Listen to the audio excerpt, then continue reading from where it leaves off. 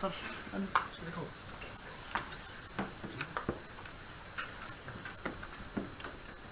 Ég býð ykkur velkomin til þessa 701. fundar í bæjarstjórn Mosfellsbæjar 20. september 2017 og segi fund settan. Það eru 12 mál á dagskrá þessu sinni. 2 fundagerðir frá bæjarráði til staðfestingar, 4 fundagerðir frá nefndum bæjarins til staðfestingar og síðan 6 fundagerðir úr ýmsum áttum til kynningar. Við byrjum þá á fyrri fundagerðinni frá bæjarráði Mosfellsbæjar. Það var fundur nr. 1320, hann var haldinn 7. september síðastliðinn og ég gef orðið laust. Ef enginn kveður sér hljóðs, þá er umræðum lokið og ég bið bæjarfulltrúa rétt upp hönd sem til staðfestingar þeir sem það vilja. Það er samþykkt með, er það með 9 atkvæðum? Já, samþykkt með 9 atkvæðum. Þá er komið að síðari fundagerð bæjarráðs sem við ræðum á þessum fundi. Sá fundur var nr. 1321 og var haldinn 14. september síðastliðinn og ég gef orðið laust. Sigurður Pálsdóttir, gjörðu svo vel.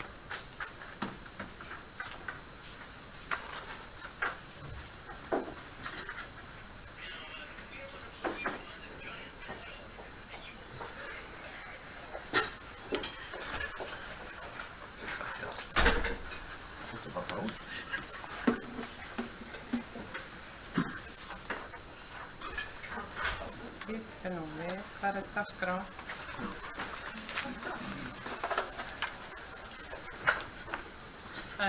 Ágæti forseti, ég kem hér fram undir máli í nr. 2 í fundagerð bæjarráðs nr. 1321 og það er sem sagt málefni varabæjarfulltrúa íbúahreyfingarinnar, ef svo mætti kalla.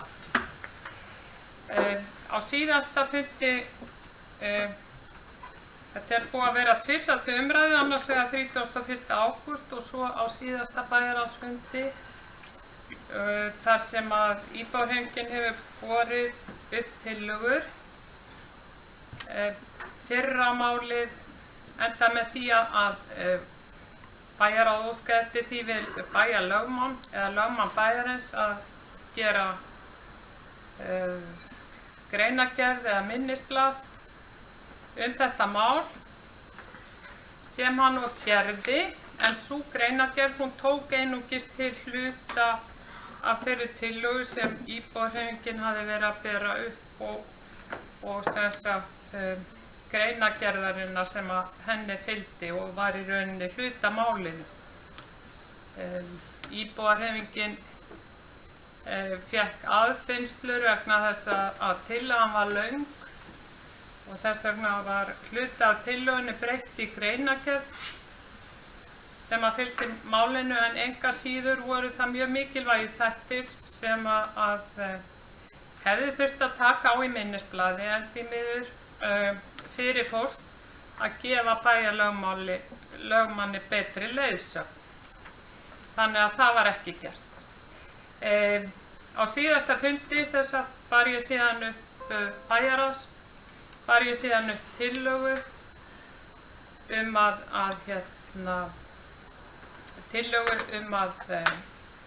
bæjarráð aðhefðist eitthvað í málinu, en málið gengur út af það að varabæjarfulltrúi Jón Jósef Bjarnason, hann hefur opinberlega lýst yfir að hann er hættur starfi varabæjarfulltrúa og hann hefur hins vegar ekki tilkynnt það formlega og þess vegna er þessi vandi líka uppi. Hann hefur ekki tilkynnt það formlega til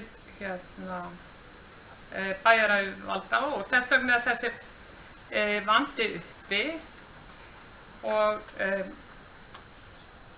sem að þarf að leysa, og íbúahreyfingin er að fara fram á það við bæjarráð og núna aftur bæjarstjórn að bæjarstjórn geri eitthvað í málinu. Ástæðan fyrir því að íbúahreyfingin að biðja að bæjarstjórn láti málið til sín taka sú að íbúahreyfingin ekki stjórnvald, þó hún sé hluti af stjórnvaldi, heldur náttúrulega bærinn og stjórnsýslan það stjórnvald sem að réttast væri að gengi þetta mál. Varafulltrúi íbúahreyfingarinnar sagði sig frá íbúahreyfingunni áður en að síðasta kjörtímabil hófst og hann hefur bara starfað á eigin vegum allt kjörtímabili hingað til. Þannig að það nærtækast að óska eftir því við bæjarstjórn að hún láti málið til sín taka og tillaga M-lista íbúahreyfingarinnar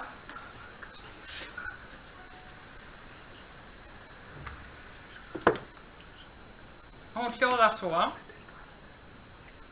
þegar þessu samtali lokið. Bæjarfulltrúi íbúahreyfingarinnar óskar eftir því við bæjarstjórn sem stjórnvald að hún beini því verkefni til Haraldar Sverrissonar, bæjarstjóra og framkvæmdastjóra stjórnsýslunnar að gengið verði úr skugga hvort Jón Jósef skugga hvort Jón Jósef Bjarnason hættur starfi varabæjarfulltrúa en hann hefur ekki sinnt fundarboðum og M-listi ekki haft á að skipa varabæjarfulltrúa eins og sveitarstjórnarlög gera ráð fyrir frá því mitt sumar. Ég ætla að senda Sigurði þessa tillögu.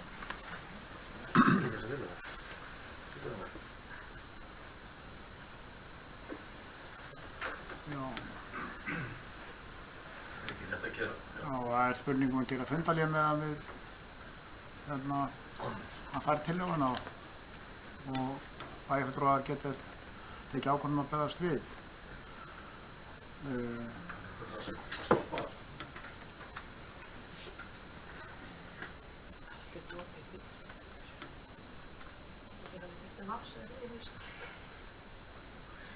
Ég fór ekki að því, það ekki ljóst. Nei.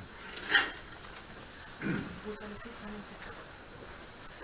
Fyrir ekki að ég sendi Eitthvað sem það ekki, við gerum fundarhlé stutt fundarhlé með við fáum tillöguna upp á borðið, tillögur frá íbúahreyfingunni. Alveg sama. Ég stilla því. Þá höldum við áfram fundinni hérna í bæjarstjórninni og Bryndís Haraldsdóttir, þú beðum orðið, gjörðu svo vel.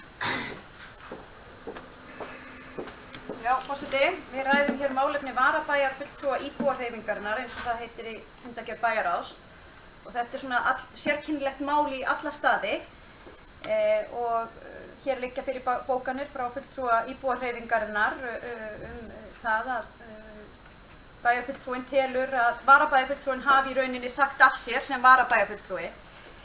Það liggur líka hér fyrir mjög góð samantekt og minnisblað frá lögmanni bæjarins og þar sem svona farið yfir þau lög og reglur sem um þetta gilda og ég held að það sé algjörlega skýrt af þeim að það eru mjög skýra reglur í kringum það hvort að yfir höfuð fólk geti bara sagt af sér því hlutverki að vera kjörin. Það er bara ábyrgð okkar sem að bjóðum okkur fram og náum kjöri, hvort sem það eru almenni eða varamenn, að sinna okkar skyldum.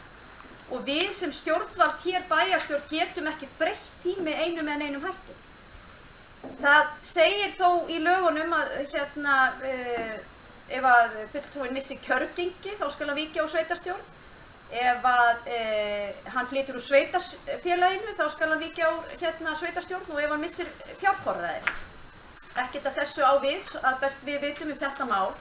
En það er jafnframt þannig að telji sveitarstjórnarmaður, með leyfi forseta ætla ég að fá að lesa vitna í lögin, Telji sveitarstjórnarmaður sig ekki geta gegnt skyldum í sveitarstjórn án óhæfilegs álags, svo sem vegna veikinda eða annarra vinnu, getur sveitarstjórn létta honum störfum eða veitt honum lausn úr sveitarstjórn að hans ósk tiltekinn fyrirfram ákveðin tíma eða til loka kjörtímabilsins. Og við höfum veitt hér bæjarfulltrúum lausn frá störfum sem hafa óskað eftir því með ákveðnum þá útskýringum og forsendum fyrir því.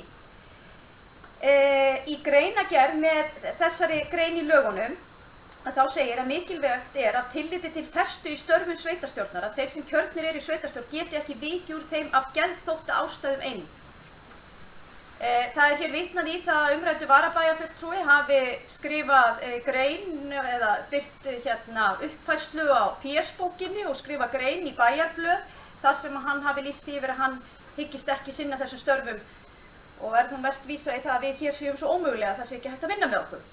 Ég veit ekki hvort að það fallist á ekki undir það að vera bara einhver geðþótta ástæða til að víkjast frá þeim störfum sem hann er kjörinn í, en látum það liggja milli hluta. Ég get ekki með neinu móti séð og ég treysti því að ef að bæjarlögmaðurinn hefði verið á þeirri skoðun að við gætum leyst hann frá störfum án frekari aðgerða hans hálfu að þá myndum við örugglega vera að gera það, en ég get ekki séð að lögin heimil okkur það með neinum hætti. Þetta er náttúrulega alveg með fádæmum að það sé ekki bara búið að hringja í mannin og hafa samband við hann og örugglega hefur íbúarhreyfingin gert það, en þá hefur verið á það minnst að hann er auðvitað kjörinn hér sem persóna, ekki fulltrúi einhvers flokks þegar hann hefur náð kjöri. Þó að hann hafi verið á lista íbúarhreyfingarinnar þá er það altítt að fólk segir sig úr flokkum og starfar áfram á þeim vettvangi að vera kjörinn. Ég get ekki séð að svo tillaga sem að var lögð fram hér gangi upp og mun fyrir mitt leyti ekki greiða henni atkvæði.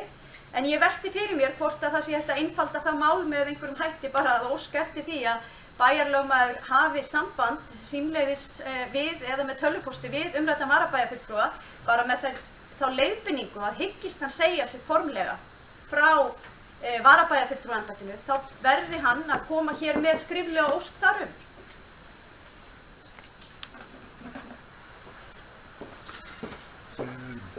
Næst mælendaskrá er Anna Sigríður Gunnardóttir, gjörðu svo vel. Forseti, við kemum upp til sama máli. Ég þá kannski búið að segja flest allt sem að máli skiptir. Við höfum mjög góða greiningar bæjarlögmanns, lögmanns bæjarins þetta mál. Við störfum inn í mjög ströngum ramma stjórnsýslu lagana og verðum að gæta að okkur alltaf í hverju skrefi að stíga ekki út fyrir þau. Minn skilningur er sá að við getum ekki haft bein afskipti af því hvort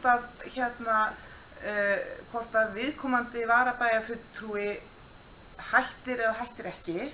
Það er hans að ákveða það, eða reyndar er það hans þá að óska eftir því að fá lausn. Það er ekki, hann getur reyndar ekki ákveðið það sjálfur. Og ég er bara hrædd að við förum sem stjórnvald hér í bænum, förum að blanda okkur inn í það, þá séum við komum út á hálan ís. Hins vegar, það sem að bæjarfulltrúi Bryndís nefnir hvort það sé mögulegt að lögmaður bæjarins noti landlínu og hringi í varabæjarfulltrúa Jón Jósef með svona ráðgjöf. Ef hann hyggist óska lausnar hvernig hann geti þá gert það. Mér finnst alveg þess virði að hugsa það í allinni fljótu bragði, þá held ég að það ætti að ganga. Ég veit það samt ekki, ég þyrfti eiginlega bara að fá ráðgjöf frá lögmannum sjálfu. Ég er ekki löglærð kona, ég er reynda bara stjórnsýslufræðingur, en þannig ég er ekki alveg viss, en ég er alveg viss í þeirri afstöðu minni að við getum ekki frekar en við erum ekki ráðnir starfsmenn, við erum kjörnir fulltrúar og þá gilda bara okkur aðra reglur, hvort sem okkur líka betur eða verð. Já, Sigrún Pálsdóttir, þú ert næsta mælendaskrá. Gjörðu svo vel.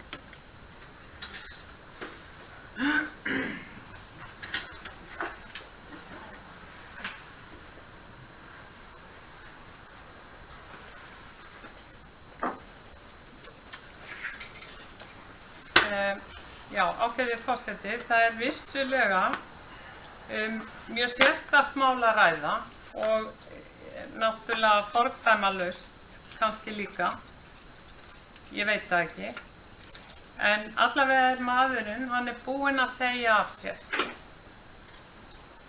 í tvígang, opinberlega. Hann hefur líka ekki mætt á 2 fundi og ég náttúrulega sendi CC-post á bæjarlögmann í annað skipti.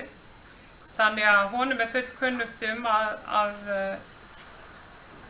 eða ætti að vera kunnugt að hann svaraði ekki boðinu, þannig að við þurftum að senda annan fulltrúa á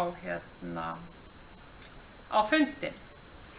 Sko, auðvitað er stífur ramminn í sveitarstjórnarlögunum, en sá galli er hins vegar á þessu máli að úttekt lögmannsins, hún tekur ekki til þessara þátta sem að ég var að nefna hérna á. Það er bara fjallað um einn þátt málsins, en ekki þá staðurinn að framboð sem að hefur náð fyrir manni í bæjarstjórn er svipt þeim möguleika að hafa í sínu röðum varabæjarfulltrúa. Það er bara, við erum svipt þeim möguleika, þeim lýðræðislega rétti í rauninni, samkvæmt sveitarstjórnarlögum. Auk þess getur það ekki talist góð stjórnsýsla að Mosfellsbær greiði fólki laun sem ekki er að sinna vinnunni sinni og sem að í rauninni hefur sagt af sér störfum opinberlega, þannig að alþjóð veit, það vita þetta virðist vera allir nema fulltrúar samfylkingarinnar í bæjarstjórninni, að maðurinn sagði af sér í opnu bréfi til Mosfellinga í viðlesnasta tímariti sveitarfélagsins. Síðan skrifaði hann okkur opið bréf á samskiptamiðlum. Þannig að það er bara ástæða til að aðhafast í málinu og það hlýtur að vera og það hlýtur að teljast góð stjórnsýsla, vönduð stjórnsýsla að gera eitthvað í málinu. Að láta ekki bara eins og fólk viti þetta ekki, sita eins og púkinn á fjósbitanum og skemmta sér yfir þessu. Þú veist, mér finnst það ekki góðir mér finnst það ekki bera mikið vopnu lýðræðisást. Ég bara almennt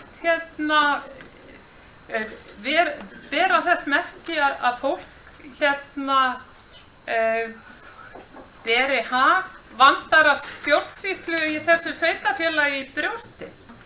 Og mér langar nú bara að minna á öll fögru orðin í nýútgefinni stjórnsýslustefnu Mosfellsbæjar hvernig koma beri fram, hvernig vinna skuli að málum. Eða þá heldur gildi Mosfellsbæjar sem ganga líka út á það að umhyggju fyrir fólki, virðingu fyrir því, jákvæðni og framsækni. Ég bara í þessu máli get ég ekki séð að þessi gildi, þau hafi nokkuð gildi inn á þessum vinnustað sem er bæjarstjórn Mosfellsbæjar.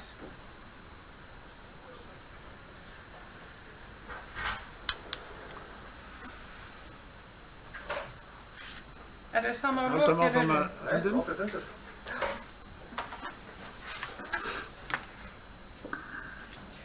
En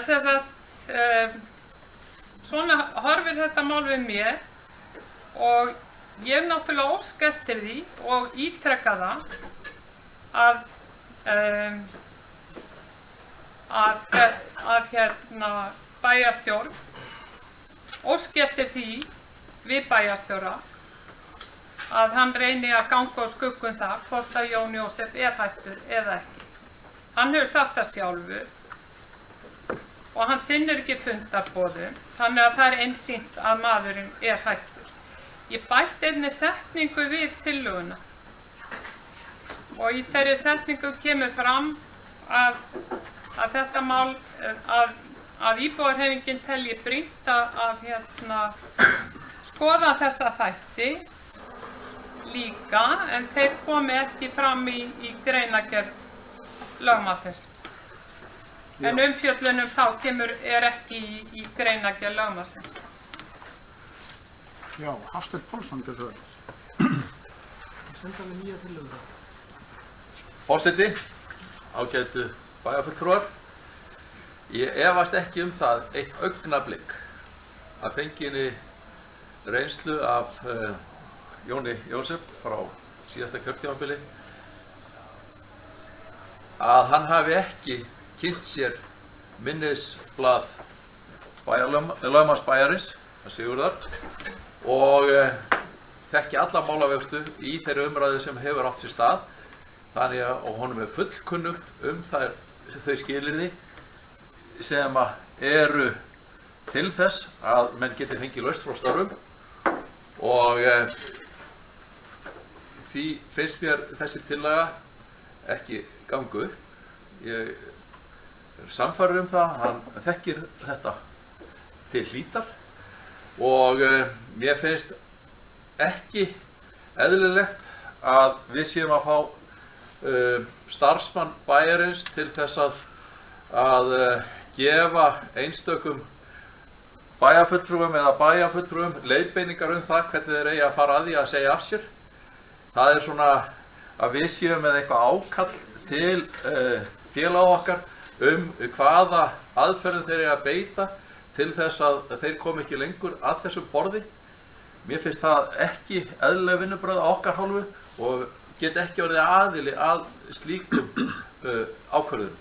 Mér finnst það bara ekki okkur sæmandi að við séum að fara með leiðbeiningar til einstakra kjörinna fulltrúa hvernig þeir fari að því að segja af sér.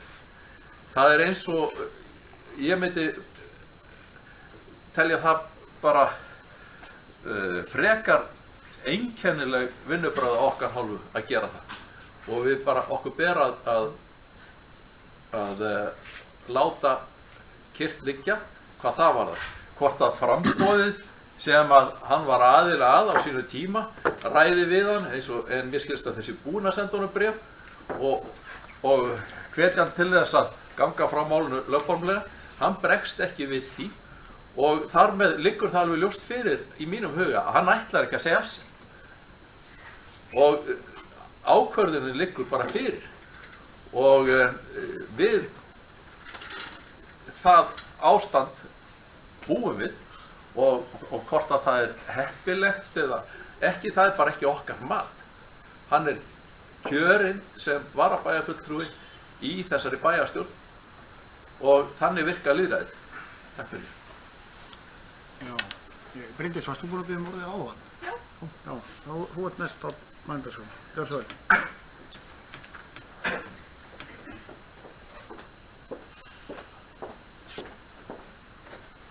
Já, forseti. Mér langar nú að kannski byrja aðeins eða halda áfram það sem frá var horfið í ræðu minni áðan. Vegna þess að bæjarfulltrúi íbúahreyfingarinnar kom hér upp og sagði að það væri alveg ljóst að viðkomandi varabæjarfulltrúi væri að segja af sér. Samkvæmt lögunum sem við fylgjum, sveitarstjórnarlögum, þá er ekkert það að ræða að þú getur bara sagt af þér svona. Þú getur beðist lausnar vegna einhverja ástæðna og bæjarstjórn getur í kjölfarið samþykkt það að veita viðkomandi bæjarfulltrúa lausn frá störfum. Þannig að það er það lögformlega ferli sem þarf til.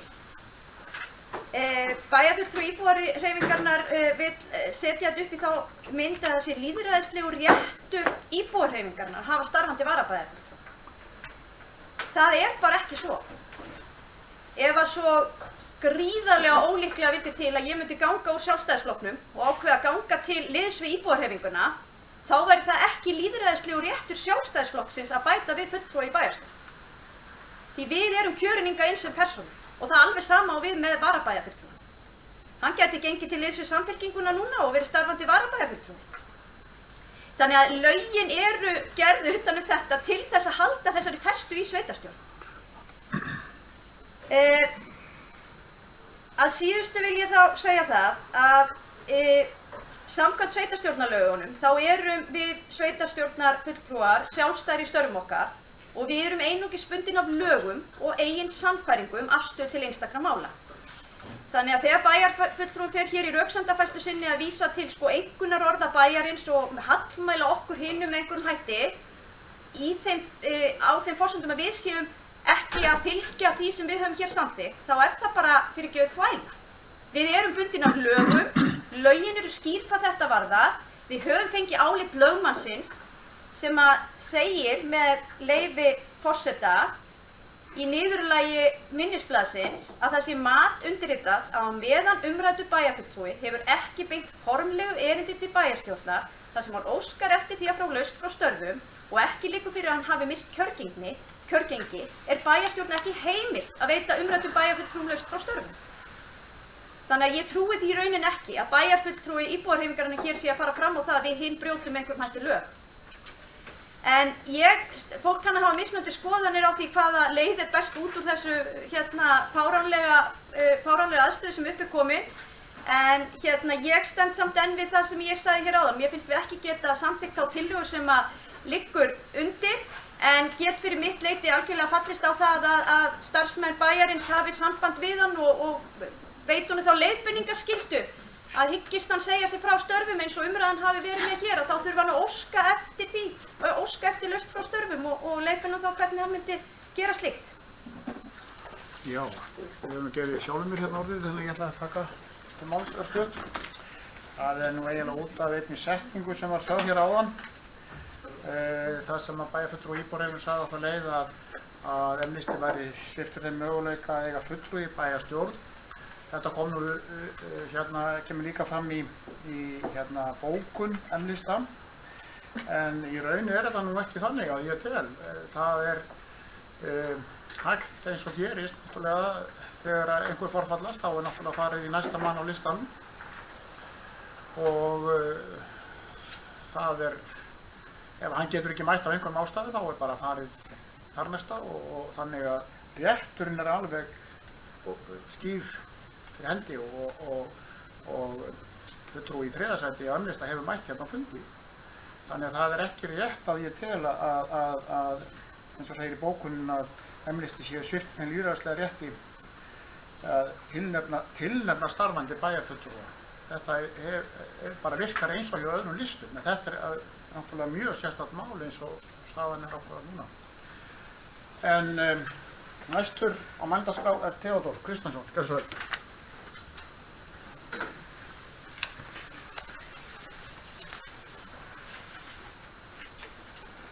Forseti, ég búinn að hlusta á þetta og lesa það sem hefur lagt fram frá íbúahreyfingunni og hlusta á ykkur og ég ætla ekki að fara í lögfræðinni kringum þetta.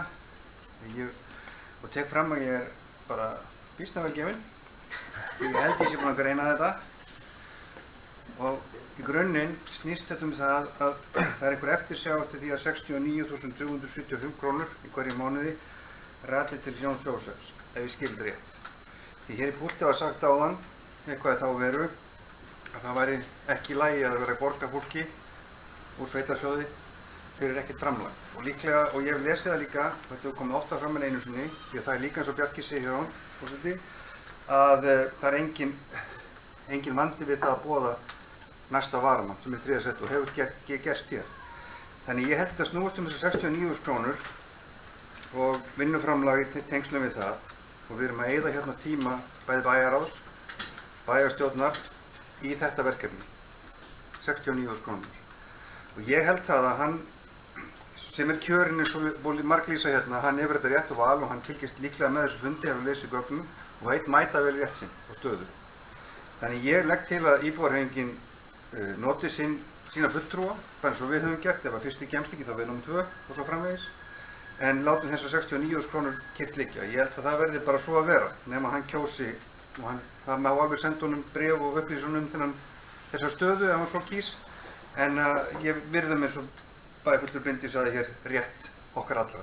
Og þannig er þetta. En vinsamlega leiðréttum ef þetta snýst ekki þessa fjárhæð. Takk.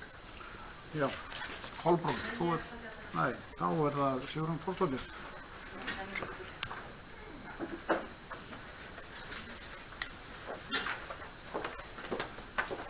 Já, ágæti forseti, hvað þessar 70.000 krónur varðar, þá er það einfaldlega þannig að við skyldum að gegna gagnvart íbúum þessa sveitarfélags og að greiða fólki sem að samt hefur sig frá störfum opinberlega 70.000 á mánuði, það er bara heilmikill peningur sem að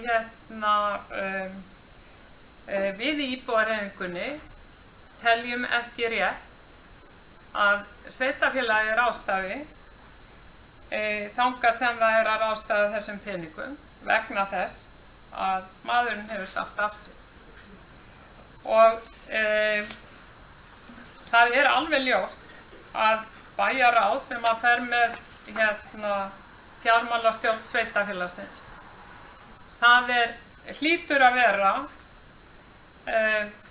eða væri ekki vegna þess að þetta er pólitískur andstæðingur í sveitarstjórn, þá er ég ansi hrædd að þetta yrði bara töluvert mikið mál.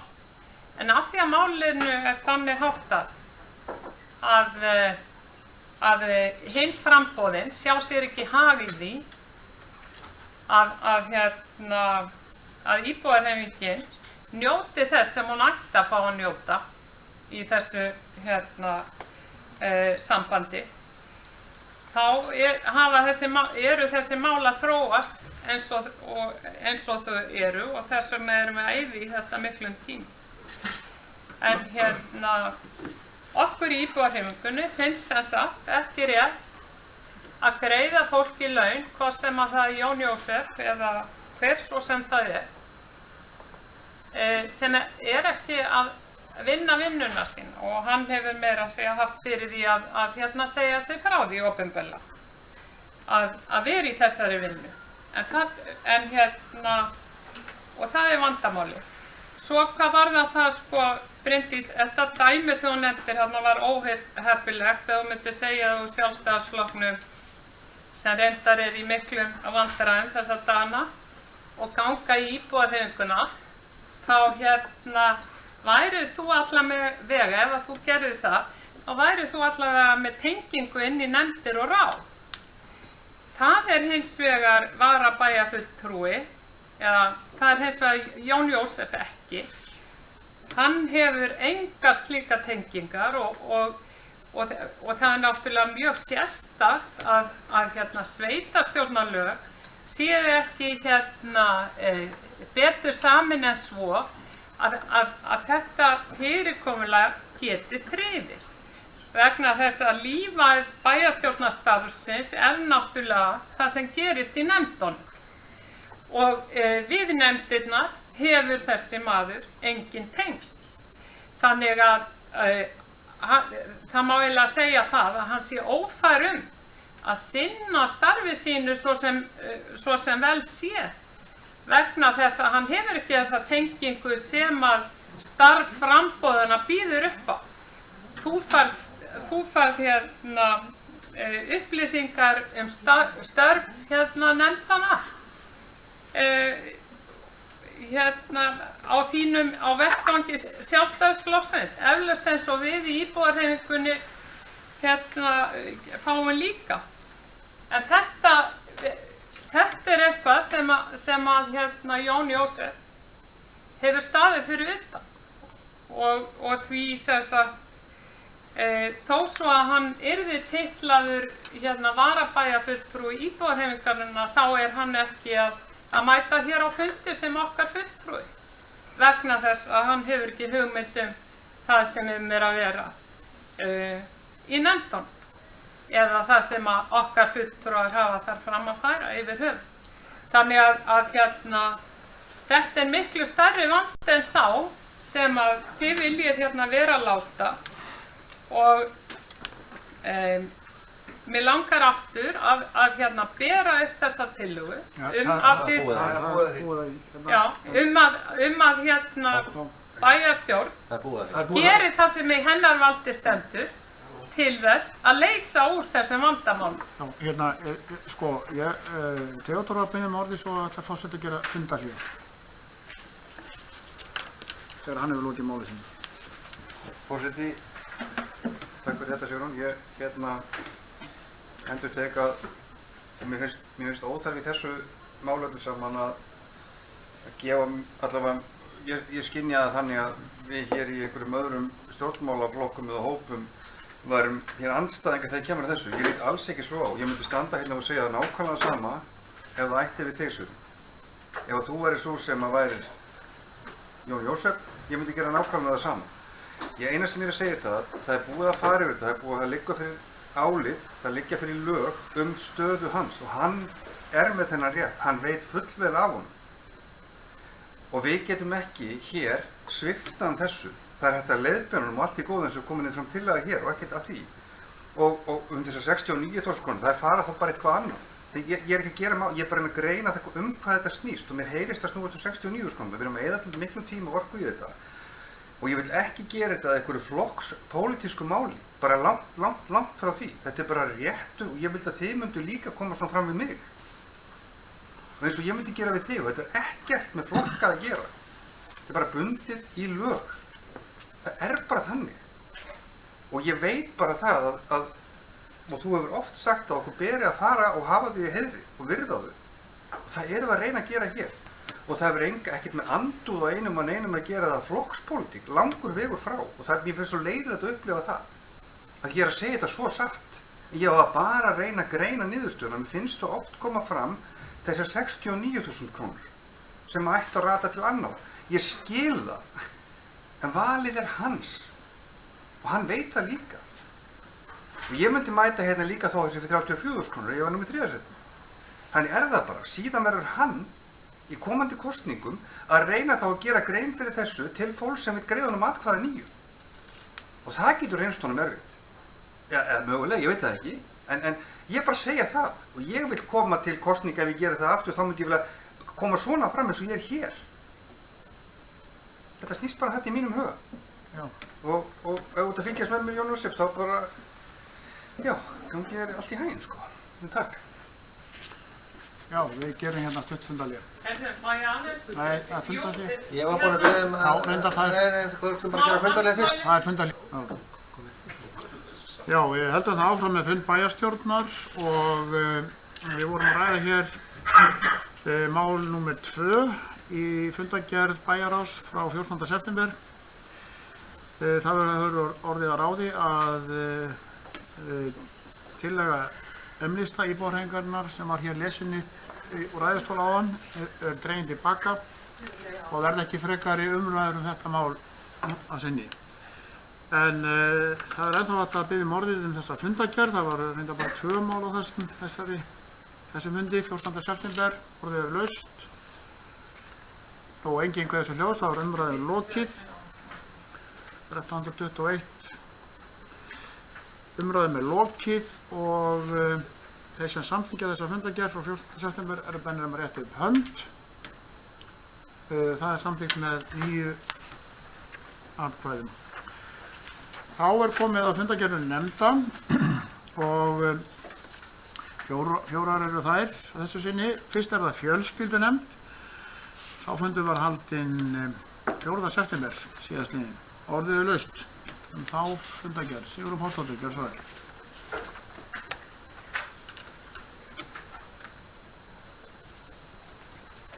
Já, ágæti forseti. Ég tek hér til máls undir fundargerð fjölskyldunefndar nr. 259. Þar er bara ekkert erindi og engin grein gerð fyrir því hvað ræðir. fékk að heyra það reyndar hjá fulltrúa íbúðarhreyfingarinnar að þetta hefði verið trúnaðarmálafundur, en þá finnst mér líka kannski bara brýnt að það komi fram að þetta hafi verið trúnaðarmálafundur. Gerir það. Kemur það fram? Ef þú opnar fundargerðina, kemur það fram.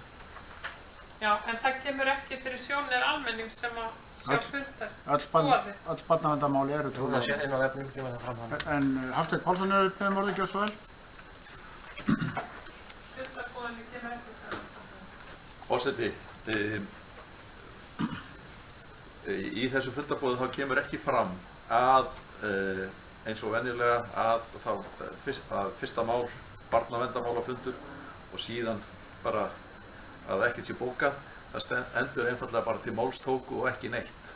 Þannig að eins og þetta lítur út þá þetta með þessum hætti, en ég ger ráð fyrir því þegar við göngum frá fundargerðinni að þá hljóti þetta verða í lagi og að það verði þá þessar upplýsingar sem að Sigrún var að kalla eftir að þær verði til staðar og við þurfum bara að gæta því þegar að við lesum fundargerð þessa fundar á eftir að það sé upplýst að barnaverndarmálafund hafi verið að ræða.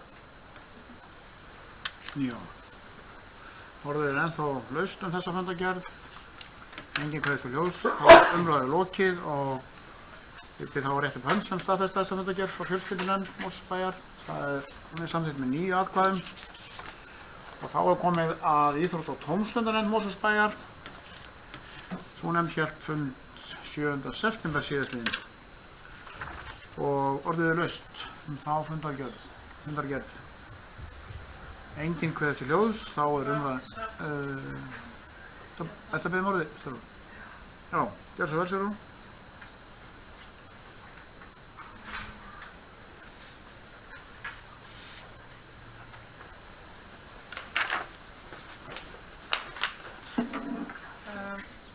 Já, ég kem hér framundir starfsáætlun íþrótta- og tómstundanefndar 2017 til 18. Það er mál númer 2. Það er þannig mál með vexti að fulltrúi íbúðarhreyfingarinnar í íþrótta- og tómstundanefnd, hann ljáði máls á því á þessum fundi að honum fyndist að nefndin, hún fengi ekki þau erindi sem að henni bæri samkvæmt hlutverki nefndarinnar að fjalla og reyndar bjóst ég nú við að sjá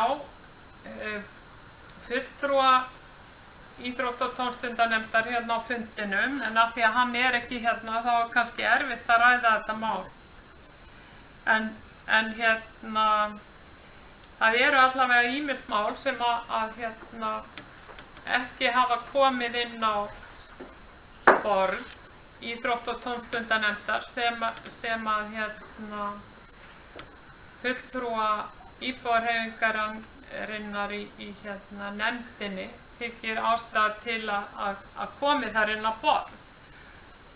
Og hann gekk svo langt að segja að nefndin virtist vera sniðgengin varðandi þegar teknar eru ákvarðanir verkefni sem í raun er á sviði nefndarinnar.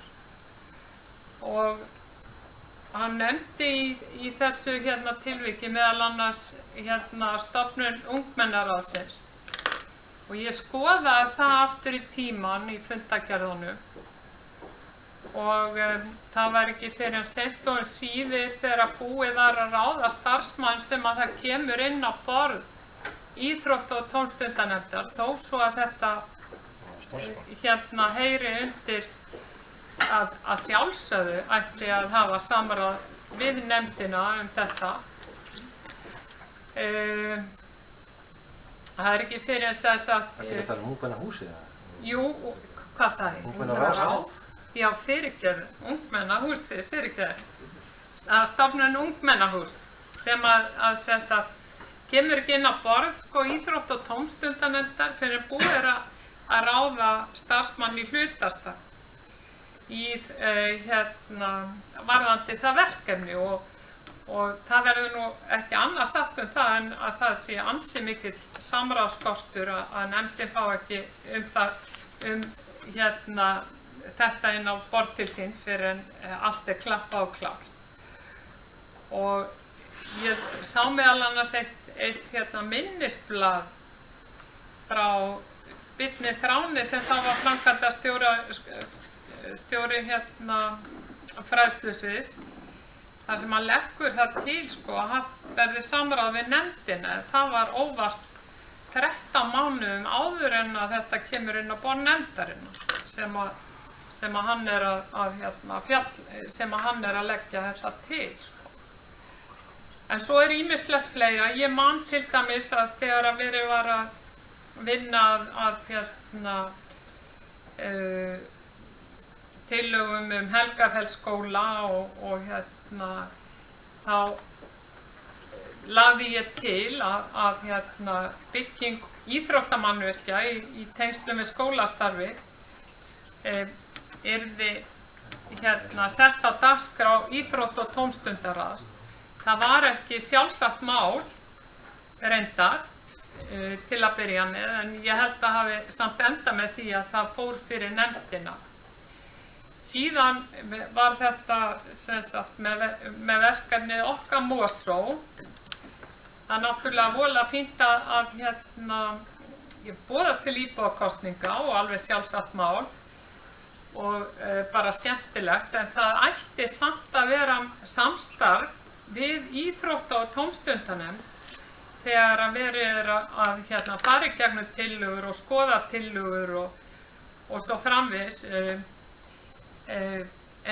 Vegna þess að þá er kannski hægt líka að forðast mistök eins og orðið hafa niður á Stekkjaflöt þar sem var gerður blakvöllur og hann er alveg ofan í reiðstígnum og bara nokkrum dögum síðar þá lenti kona sem þarna var á ferð á hesti í því að hrossi stigðist og hún datt að baki hana. Og það, ég held að samráð við íþrótt- og tómstundanefnd og jafnvel einhvers konar líka bara samráð við þá aðila íþrótt- og tómstundanefndar og samtal þeirra aðila sem að stungu upp á þessu við í íbúakosningu hefði kannski bara geta komið í veg fyrir að þessa afleiddu staðsetningu. Ég vil líka segja að nú keyri ég mikið Klapparhlíð og þar er búið að setja upp alveg rosalega flott leiktæki sem kostuðu hvorki minna en 4,5 milljón og það var náttúrulega að tillögu íbúa að sett voru upp leiktæki í þessu hverfi, en ég hef aldrei séð nokkurn mann nota þessi leiktæki og ég líka sé strax að þau ekkert voðalega vel staðsett vegna þess að þú ert með fjölbýlishúsin hana í kring.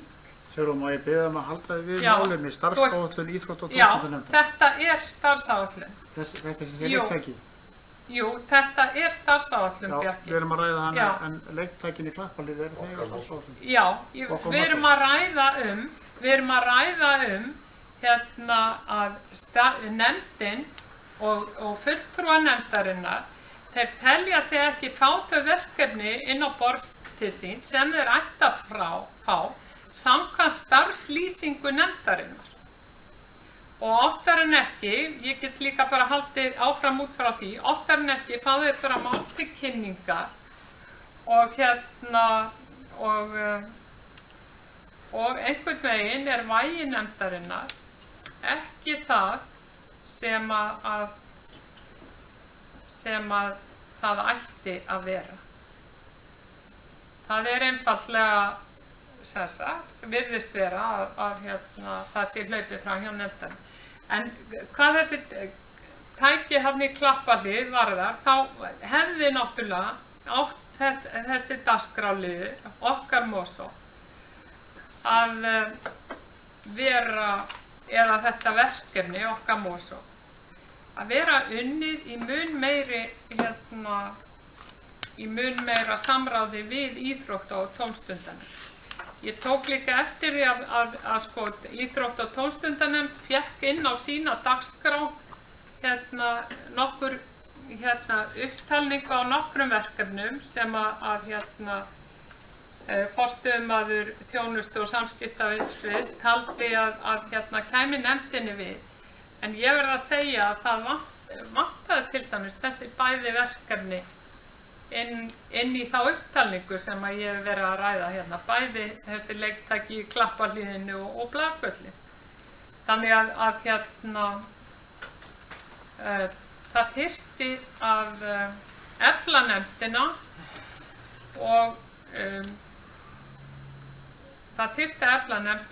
og óska eftir því að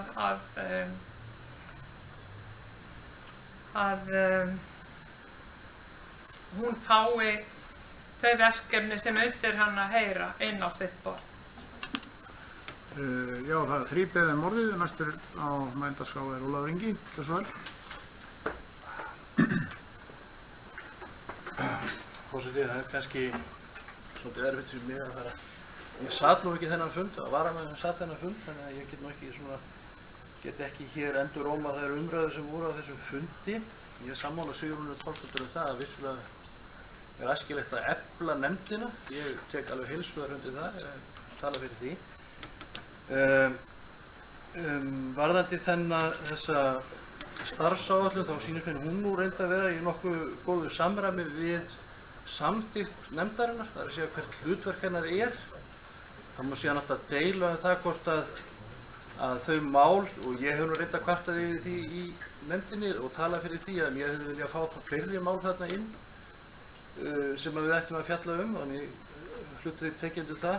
En þau tilteknu mál sem að hér voru nefnd, eins og til dæmis varðandi ráðningu í hlutastarf forstöðumann fyrir ungmennahús, þá var það svo sem ekki á dagskrá á þessu fundi, en það hefur komið fyrir á öðrum fundi áður.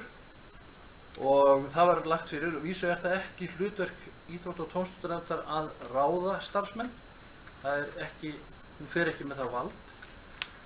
En ég man ekki eftir því þegar hins vegar þetta var kynnt, svo ráðningin á fundi, að það hefði verið nein andmæli eða neina athugasemd gerða við það hvernig að því var staðið. Ekki af hvorki af fulltrúa íbúðarhreyfingar þar inni eða neinum öðrum. Og frekar það að fólk lýsti frekar ánægju sinni við þetta verkefni verið komið á stað og það verið búið að ráða í það. Sama var með íþróttamannverkin við Helgavæðarskóla, þau komu og þau voru rædd inn í nefndinni. Það var fjallað um það gott eða það var ekki bók á það, ég minni það, ég ætla ekki að fullyrða það samt.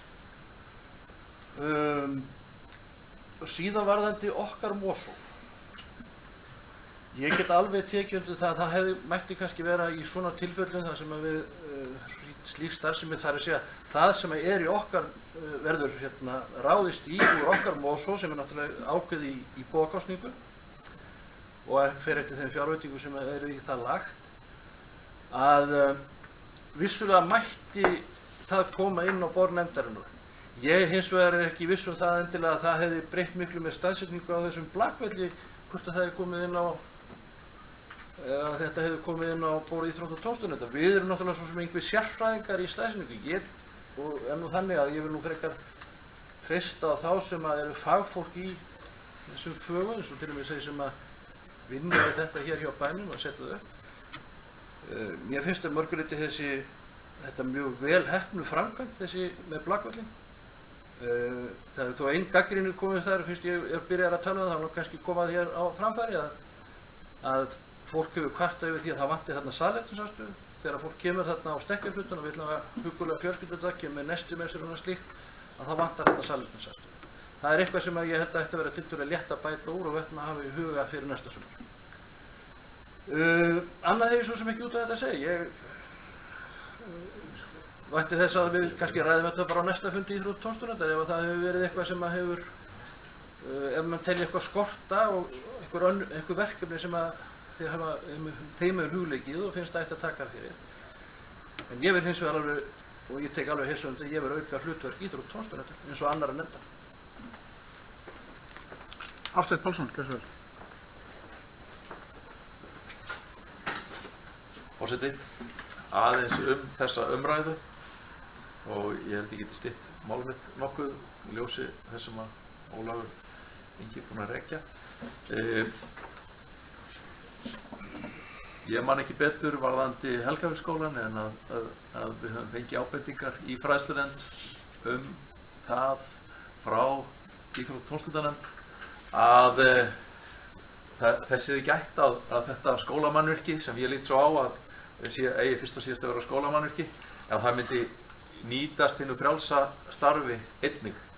Og það komu alveg skýrar óskir og umræði það og það var líka tekið upp hér í bæjarstjórn ef maður rétt. Þannig að það komst alveg skýrt til skila.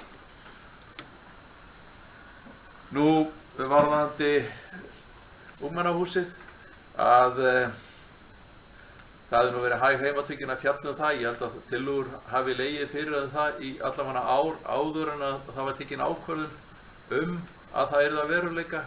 Það komið tillögur það árið fyrr í fjárhagsáætlun og svo var það samþykkt í fjárhagsáætlun árið eftir. Þannig að tillagan var búin að vera á borðinu í heilt ár áður en hún varð að veruleika. Þannig að hún var búin að vera í loftinu í langan tíma áður en að niðurstaða og það fegst fjármagn í það verkefni. Þannig að þetta var ekki skyndiákvörðun og búið að vera samt í loftinu nokkuð tíma. Varðandi okkar Mosó-verkefni, þá eru þetta hugmyndir sem koma frá bæjarbúum. Þær fara í atkvæðagreiðslu og það kemur niðurstaða. Og ég lít svo á að þegar slíkt er að ræða, þá förum við ekki að breyta því nema það við sjáum einhverja það mikla annmarka á þeim tillögum og það þarf að vera ljóst að það sé.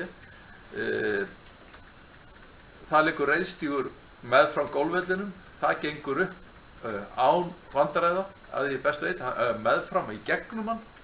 Þar er verið að slá golfkúlur og golfbolta eða hvað maður segir og ekki eru nein vandræði í þeim samskiptum og það er góð samskipti þar og ég held að ef að allir vita sem eigum leiðum þennan reiðstíg að þeir eigi von á því að það geti einhver verið á þessu blakvelli að þetta ætti að geta gengið upp og vona þá og vænti þess að það gangi upp ef að fólk allir aðilar eru meðvitaðir að þessa staðsetningu að þeir taki þá tillit til þess. Nú, ég vona og vænti þess að þegar að þessi æfingartæki í Klapparhlíðinni eru búin að vera þar einhver tíma og fólk verður upplýstara það, að þá aukist notkunin og þetta sé ekki burtköstuð fjárfesting og að það skapist almenn ánægja að þau séu þarna og þau verði bara komið til að vera. Já, Bryndís Haraldsdóttir, gjörðu svo vel. Já, forseti, ég óska eftir að taka til máls undir þessum sama lið sem er þá starfsáætlun íþrótta- og tómstundanefndar og umræðu kannski hér það hvort að starfsvið hennar ætti að vera víðara með einhverjum hætti að fá fleiri mál til umfjöllunar. Ég ætlum bara fyrst að segja það út af fyrsta dæmi sem nefnt var ungmennahús að þá er það bara við okkur hér að sakast því við höfum margoft rætt málefni ungmennahús bæði hér í bæjarstjórn og bæjarráði að vísa því ekki til umsagnar inn í íþrótta- og tómstundanefnd ef við hefðum óskað eftir því að fá þeirra umsögnum þá. Ég get bara alveg fallist á því að það hefði kannski farið bara vel á því að gera það. Og ég eins og fyrir bæjarfulltrúi sem talaði og báðir tveir að ég bara tek alveg undir það auðvitað eigum að styrkja okkar nefndir í sínu störfum. En mér langaði þá þegar umræðan fyrir að skapast okkar Mosó þegar þeim átt að vísa tillögum inn í nefndir sem þar eru að þá held ég verður bara aðeins að velta fyrir okkur hvað við vorum að gera og hvernig við viljum nálgast þetta íbúalýðræði. Við kynntum okkur svolítið það sem Reykjavíkurborg hafði verið að gera og skuggaþingið, ég man nú ekki hvað það hét líka annað en að Reykjavíkurborgar að fólk getur komið tillögur sem fari inn í nefndarkerfið. Þú veist, það er ein leið til að koma svona skoðunum bæjarbúa einhvern veginn inn í stjórnsýsluna, en leiðin sem við völdum var þessi svona beina íbúalýðræðisleið að það kæmu fram hugmyndir og tillögur og þær færi svo beint í kosningu og útfærðar hérna hjá starfsmönnum þá. Þannig að það er leiðin, þannig að ég veit ekki alveg, ég bara þyrfti að hugsa það frekar og það er kannski þá verkefni bæjarráðs sem að fer með lýðræðisstefnuna og lýðræðismálin hérna í bænum, hvað okkur finnst það, hvort að tillögurnar sem að komi í þessu eigi að fara inn í stjórnskipun bæjarins til sérstakra umfjölluna þar. Það kann að vera að sumum finnist það ekki jafn lýðræðislegt og ekki jafn beint lýðræði í því fólki. En svo vildi ég nú kannski bara segja það að mér finnst þessar tvær hugmyndir sem að hér voru nefndar, Blakvöllurinn og þessi ágætu svona æfingatæki, sem nefnt hafa verið leiktæki fyrir fullorðna sem náttúrulega æfingatæki, mjög góðar og hafa heppnast mjög vel. Og ég held að það sé nú kannski ekki hægt að leggja mat á það, bara hvort maður keyri stundum götuna eða fari stundum framhjá, hvort einhver sé að nýta tækin eða ekki. Ég held að mörgu leyti sé þessi staðsetning góð þar sem hún er í námunda við íþróttamiðstöðina. Þar eru til að mynda margir skokkhópar og gönguhópar sem fara þaðan og þetta er þá í námunda við það og hægt að tengja við slíka útivist. Nú svo gæti þetta líka nýst skólunum okkar, svo ég fari nú ekki inn á það. Ég þreytist ekki á því að tala það hvað er mikilvægt að skólarnir nýti sér útileikfimi og geti þá nýtt svona aðstöð. Þannig að ég held að það sé nú bara margt mjög jákvætt í þessu máli og kannski varast það að við tökum þetta beina íbúalýðræði okkar of mikið inn í stjórnsýsluna. Sigrún Pálsdóttir, þessu er.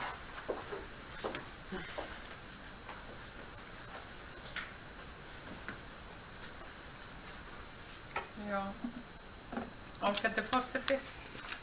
Ég er þeirrar skoðunar að það efli lýðræði frekar en hitt að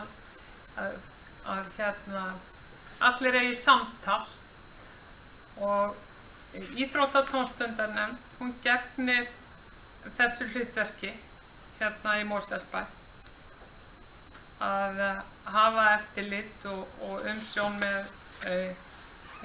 íþrótt- og tómstundastarfi að einhverju leyti og það er mjög mikilvæg náttúrulega þekking sem það safnar saman og yfirsýn yfir þessi mál og þó að framfæri íbúakosning er ekki þar með sagt að nefndin hafi ekki hlutverk að gegna. Það hefði verið mjög gagnlegt, tel ég, að nefndin hefði verið höfð með í ráðum líka vegna þess að það var stjórnsýslan sem á endanum ákvað hvaða verkefni færu í endanlega kosningu. Og þessi verkefni sem urðu fyrir valinu eru hinn bestu verkefni.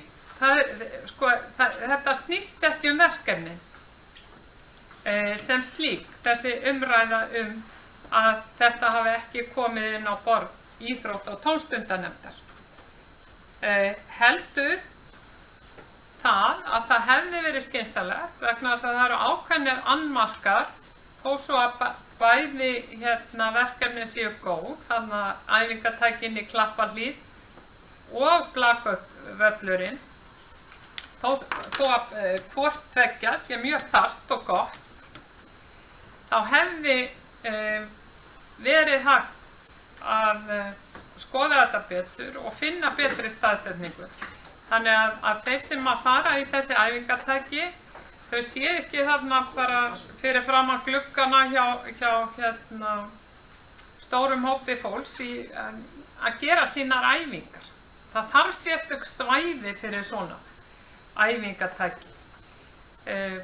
Það er ekki þægilegt að vera í augsýn allara að gera einhverja æfingar út á berangri. Ég held að þessi staðsetning hefði mátt vera betri og ég held að það hefði kannski verið hugleitt ef að þetta hefði komið inn á borð íþrótta- og tómstundanefndar. Vegna þess að það er nefndin sem að fer með, sem hefur besta yfirsýn í þessum málaflokki og ætti að vera með þó svo að verkefni séu ákveðin sem sagt í íbúakosningu. Já, Haraldur, gjör svo vel. Já, forseti, þetta er nú eiginlega mjög sérkennileg umræða. Ég er nú eiginlega að segja það. Ég held að þetta snúi kannski svolítið um það hvernig augum fólk lítur á íbúalýðræði. Það getur vel verið einhverju að þykja það óþægilegt að við hafa íbúalýðræði. Og íbúalýðræði eigi ekkert enn að vera sem íbúalýðræði, heldur eigi að vera nefndarlýðræði eða stjórnsýslulýðræði. En í þessu tilfelli var það bara þannig að það var ákveðið að fara á stað með þetta verkefni okkar Mosó. Það snýst þá að íbúarnir ákveða, ekki bara hvaða verkefni skuli valin, en hvers konar verkefni heldur farið eru staðsett. Tillaga íbúarna gekk út á það að það yrði hvað heitir þetta, blakvöllur, strandblakvöllur, já. Strandblakvöllur á Stekkjarflöt og æfingatæki fyrir fullorðna í Klappalið. Og það fylgdi mér að segja mynd með tillögunum hvernig það skyldi staðsett. Það getur vel verið að íbúarhengin hafa þá skoðun og síðan eigi þá að bæjarfulltrúi íbúarhengur hafa þá skoðun og síðan eigi að fara með þessar tillögur íbúarna í svokallað nefndarlýðræði, en þannig var bara verkefni ekki og ég er bara algjörlega ósammála því, bara persónulega og prívat. Ef við erum að fara í svona verkefni þá er íbúarnir að fara að ráða því og það er það sem við erum að gera. Þannig að ég bara er ekki sammála þessari skoðun bæjarfulltrúa og íbúahreyfingarnar um hvað þetta var.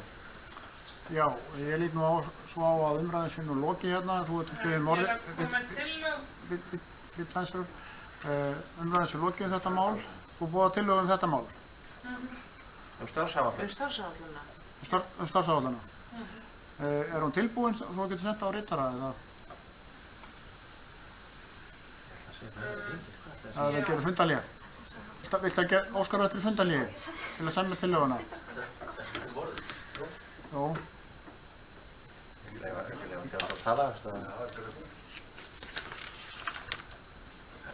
Já, áður en gerir fundarlíði þá er síðast maður þá Theodór Gjörsvöl.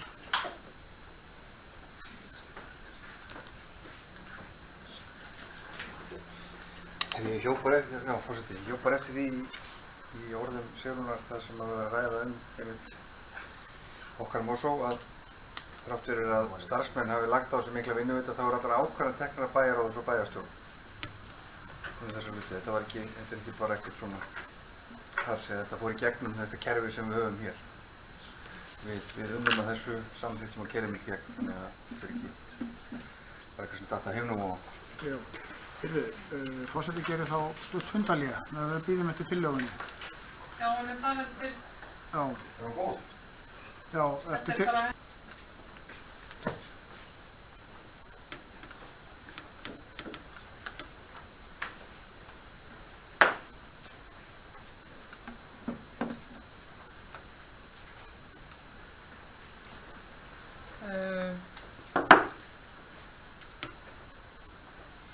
Já, þess að ég kem hér fram undir máli nr. 2, starfsáætlun íþrótta- og tómstundanefndar og hún hljóðar svo: bæjarfulltrúi íbúahreyfingarinnar leggur til að stjórnsýslan og íþrótta- og tómstundanefnd skoði í sameiningu hvað hægt sé að gera til að samræma verkefni nefndarinnar betur hlutverki hennar. Já, forseti ætlar að gera stutt hlé núna með að ræða þetta hérna.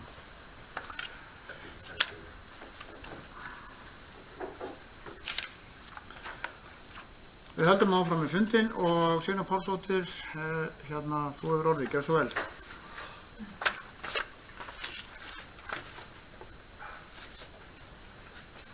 Já, ágæti forseti, ég kem hér fram undir máli nr. 2 starfsáætlun, er það ekki? Starfsáætlun íþrótta- og tómstundanefndar. Ég ætla að draga þessa tillögu sem að ég var með hérna áðan, þess að annars ágætist tillögu hérna tilbaka í bæjarstjórninni. Ástæðan fyrir því er svo að ég gerði ráð fyrir að að hér yrði fólk á fundinum, meðal annars formaður nefndarinnar, sem að geti tekið þátt í hérna umræðum um þetta mál. Hann varabæjarfulltrúi.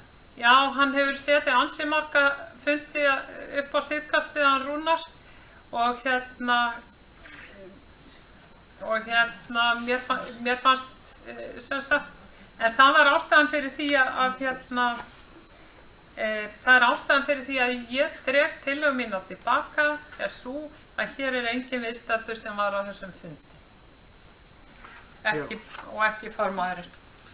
Orðið er ennþá laust málefni nr. 2. Bara stutt. Bara að vekja athygli á því að það kom ekki fram í púltinu að formaður Íþrótta- og tómstundasnefndar er varabæjarfulltrúi og hann kemur náttúrulega ekki inn á fundi nema einhver bæjarfulltrúi sem forfallaður. Þannig var ekki það að ræða nú. Nú, ég lít svo á umræðum þetta mál nr. 2 er lokið. Orðið er ennþá laust, það var reynda bara 2 mál á dagskrá þessa fundar. Engin kveður til hljóðs, þá var umræðan lokið fund Íþrótta- og tómstundanefndar á 7. september. Og þeir sem að staðfesta þetta fundargerð eins og einstök mál bera með sér er bennur rétt upp hönd. Það er samhljóðað með 9 atkvæðum. Þá förum við í næstu fundargerð, næstu nefndar og það er skipulagsnefnd. Fundur númer 444. Þessi fundur var haldinn snemma morguns þann 15. september síðastliðinn og orðið er laust.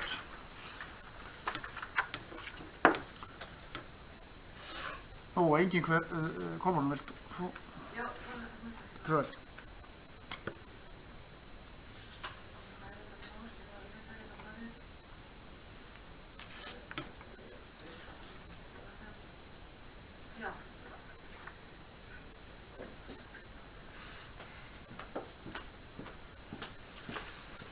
Mér langar bara til að vekja athygli á máli nr. 8 sem gerð samgönguáætlunar.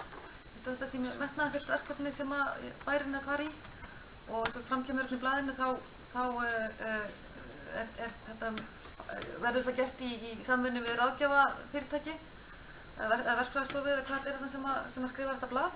Þannig að þetta er heljarna verkefni og ég held að við ættum öll að vera dálítið vakandi við þessu og að því það er náttúrulega, þetta skiptir bæjarbúa máli svo það er nú svo mikilvægt að við ræðum það hér upp í þessu púlti hvað skiptir þá máli og þannig að þetta verður, við ættum að geta komið að þessu einnig sem kjörnir fulltrúar og ættum að benda á ýmislegt sem að betur mætti fara hér sem kjörnir fulltrúar í okkar bæ. Þannig að við ættum að auðvitað er það embættismennirnir sem leiða þetta verkefni ásamt þessar menn sem er aðgjöfum. En þetta er gríðarlega stórt verkefni og vil ég bara benda ykkur á þetta að við ættum að hafa vakandi augu við þessu og taka fullan þátt. Takk. Já, er einhver Bryndís, Sigurður, þú varst reynda búin að biðja orðið þetta mál? Nei. Nei, þú ætlar að ræða þetta mál, Bryndís, gjörðu svo vel. Númer 8, samgönguáætlun fyrir Mosfellsbæ. Já, forseti, ég ætlaði bara að þakka bæjarfulltrúa Kolbrúnu Þorsteinsdóttur fyrir að vekja athygli á þessu. Þetta er vissulega stórt mál. Við höfum rætt þetta áður og þetta hefur áður komið fyrir í nefndinni og það er búið að taka ákvörðun að ráða umræddan ráðgjafa í þetta verkefni sem er umferðarverkfræðingur og hefur mikla reynslu af slíkum málum, er meðal annars til ráðgjafa varðandi borgarlínuna og annað þess háttar og hefur verið að veita sveitarfélögunum í kringum okkur ráðgjöf varðandi almenningssamgöngumál og bara til að skýra það að þarna eru nefndir ýmsir punktar í minnisblaðinu frá henni. Það er meðal annars farið líka inn í umferðaröryggismál og við ræddum það líka á fundum að við erum með umferðaröryggisáætlun þannig að það er engin ástæða til þess að fara aftur á öðrum vettvangi að huga því. Þannig ég gerir ráð fyrir að við myndum taka það út úr þessu og ég sagði á þessum fundi að mér fyndist ástæða til þess að við horfum fyrst á almenningssamgönguþáttinn vegna þess að okkur vantar mjög ráðgjöf í þeim málum og við höfum verið að ræða það mjög mikið tengslum við ný hverfi okkar. En að samgönguáætlunin einangrist að sjálfsögðu ekki við það. Það þarf líka að horfa á gatnakerfi hjólreiða og gönguleiðirnar eins og er lýst ágætlega í þessu minnisblaði. Þannig að ég bara tek undir það sem bæjarfulltrúinn sagði, ég held að við ættum að vera virki í þessari vinnu og það var alltaf hugmyndin að það myrði opnað einhvern veginn með opnum fundi, vinnufundi eða einhverju svoleiðis, þannig að íbúar hefðu einhvers konar aðkomu að þessari vinnu. Og ég hlakka til og þetta hefur reyndar gerst svolítið hægar en ég hefði gjarnan viljað sjá, og það skýrist náttúrulega kannski bara fyrst og fremst af því að það er auðvitað mjög mikið að vera á þessu ágæta svið okkar, mikil uppbygging í gangi, en ég held að engu að síðar þetta er svona eitt af þessum verkefnum sem við þurfum að passa svolítið upp á og halda í forgang. Já, einhverju fleiri sem vilja ræða 8. mál á þessari fundargerð? Sigrún, þú varst búin að biðja orðið, einhver ekki. Einhver sem vil ræða önnur mál þarna? Svo ekki, þá umræðum þessa fundargerð lokið. Og þessi staðfest þessa fundargerð eins og einstaklega má vera með sér. Það bennir rétt upp hönd, það samþykkt með 9 atkvæðum. Þá komið að umhverfisnefnd sem hélt fund 12. september og orðið laust. Þá fundargerð, Sigrún Pálsdóttir, gjörðu svo vel.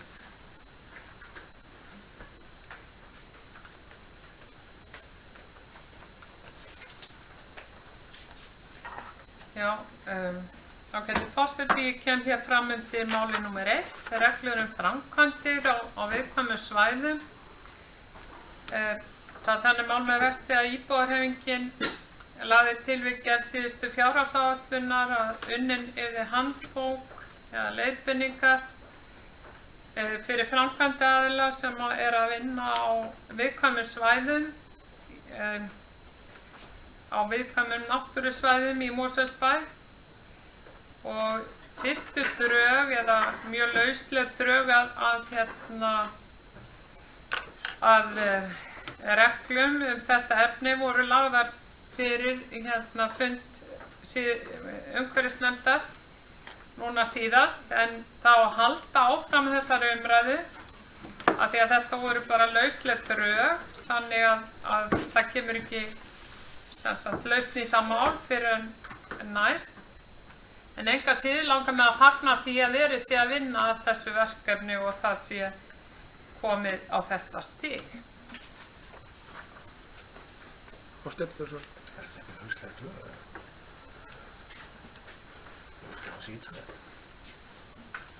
Forseti, mér finnst það athyglisvert orðalag að tala lausleg drög. Ég hef talið að þarna liggi fyrir tillögur að þessum reglum og þær eru bara þarna, afgreiðslu þeirra er frestað á þessu fundi. Þannig álykta ég þetta. Varla á að fara að skrifa reglurnar upp á nýtt fyrir næsta fund. Væntanlega eru það þá aftur bara lagðar fram og kynntar og afgreiðslu frestað til næsta fundar ef að þetta væri með þeim hætti. Þannig að þetta slær mig eins og þarna sé þær reglur sem er að ræða og fólki gefst tóm til þess að kynna sér það betur og svo sé það fjallum þar aftur á næsta fundi til afgreiðslu og komið síðan til okkar til bæjarstjórnar að því loknu. Já, ég hef nú sett hérna sjálf mig hérna á mælnaskrá. Satt nú þennan fund og skýrðunum eins og hér hefur sagt, þetta heitir reglur, þetta er fyrsta málið. Reglur framkvæmdir á viðkvæmum svæðum, þetta var unnið hérna á umhverfissviði. Það eru svona leiðbeiningar fyrir þá sem það varðar, verktaka og aðra framkvæmdaraðila til dæmis. Hvernig ber að umgangast náttúruna á þessum viðkvæmum svæðum, hvað er hverfisvernd og hvar er hverfisvernd til dæmis. Í eitt ár og annars staðar og það var nú bara almenn ánægja með þetta plagg hérna en eins og kemur hér fram í niðurstöðunni afgreiðslu frestað til næsta fundar. Fólk vildi svona aðeins fá að skoða þetta en við vitum ekki á þetta sem neinn drög og var almenn ánægja með þetta en aðeins fá ef að fyndi eitthvað til að bæta þetta við og var það orðalega annað þá var það svona þá ekki þannig á að afgreiða það endanlega. Þannig að hugsanlega koma einhverja viðbætur eða eitthvað en ekki voru þetta nú drög, ekki litum við náða það að við vorum að ræða þetta en niðurstaðan var eins og hér kemur fram í fundargerð að fresta afgreiðslu til næsta fundar umhverfisnefndar. Sigrún, þú varst búin að biðja orðið aftur, gjörðu svo vel.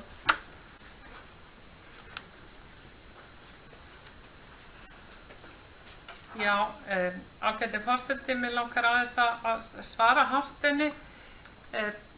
Fulltrúi íbúðarhreyfingarinnar í umhverfisnefnd og ég að tala hér reglur um framkvæmdir á viðkvæmum svæðum, mál númer 1.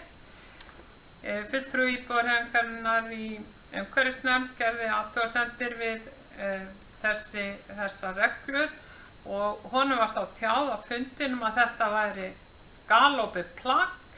Það væri verið að vinna í þessu og þannig að sko, þetta ekkert sem að ég var að finna upp,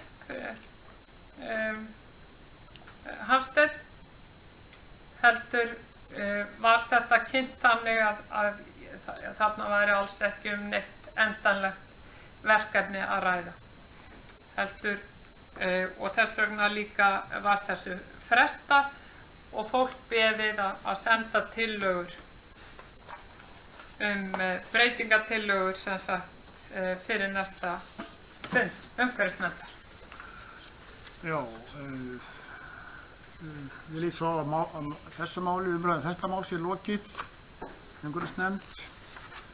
Vilja nefndarmenn eða bæjarstjórnarmenn ræða einhverja önnur mál þarna í umhverfisnefndinni? Kolbrún, gjörðu svo vel.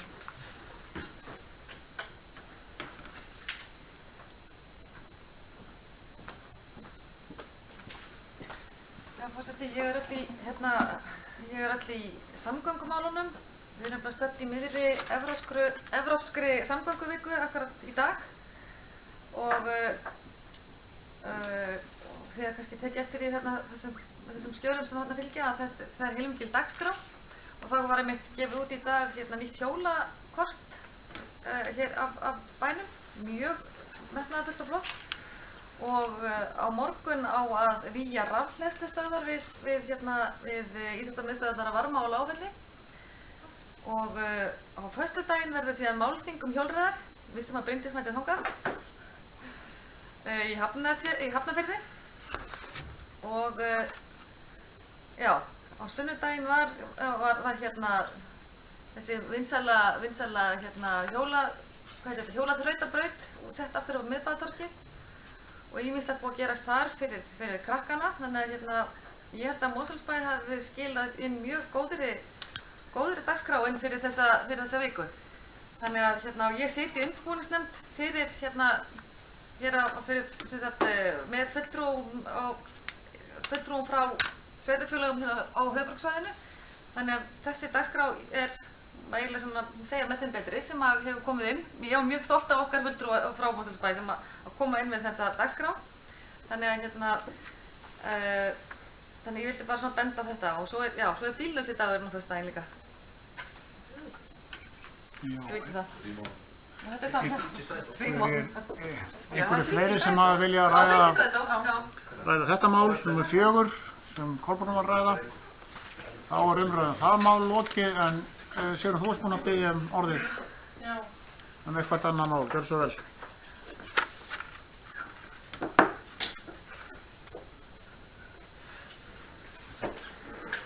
Já, ágæti forseti, það eru nokkur mál í viðbót sem mig langar að ræða. Meðal annars mál númer 3, það er sem sagt dagur íslenskrar náttúru 2017.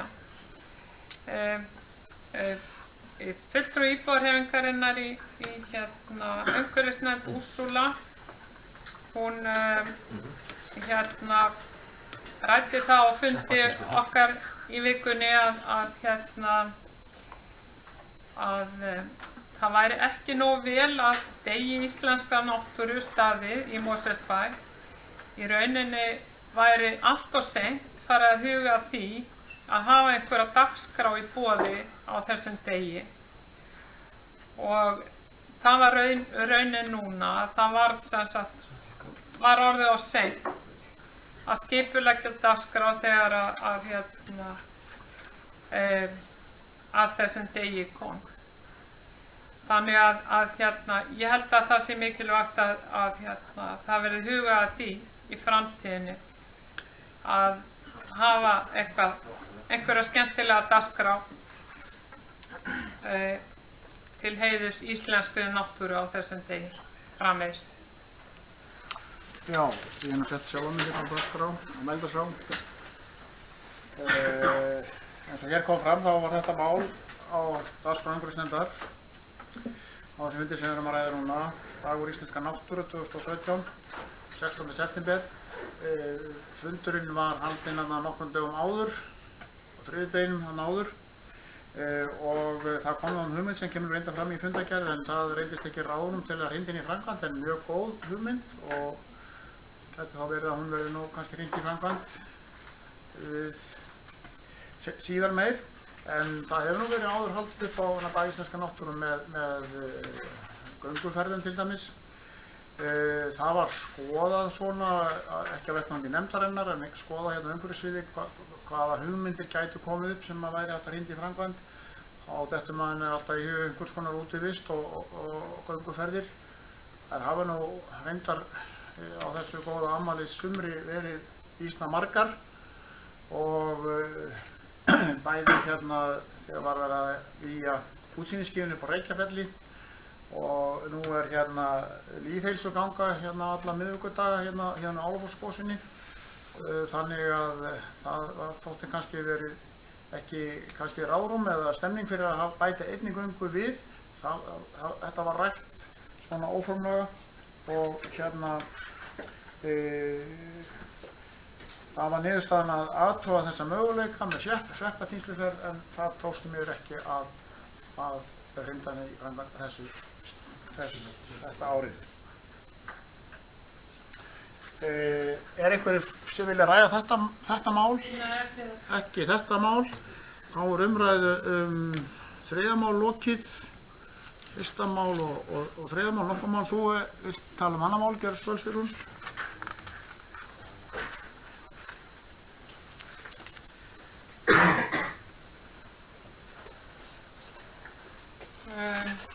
Já, ég kem hér fram undir máli nr. 6, erindi Úrsulu Junnimann vegna sýnileika náttúruverndarverkefna í fjárhagsáætlun 2017-2020.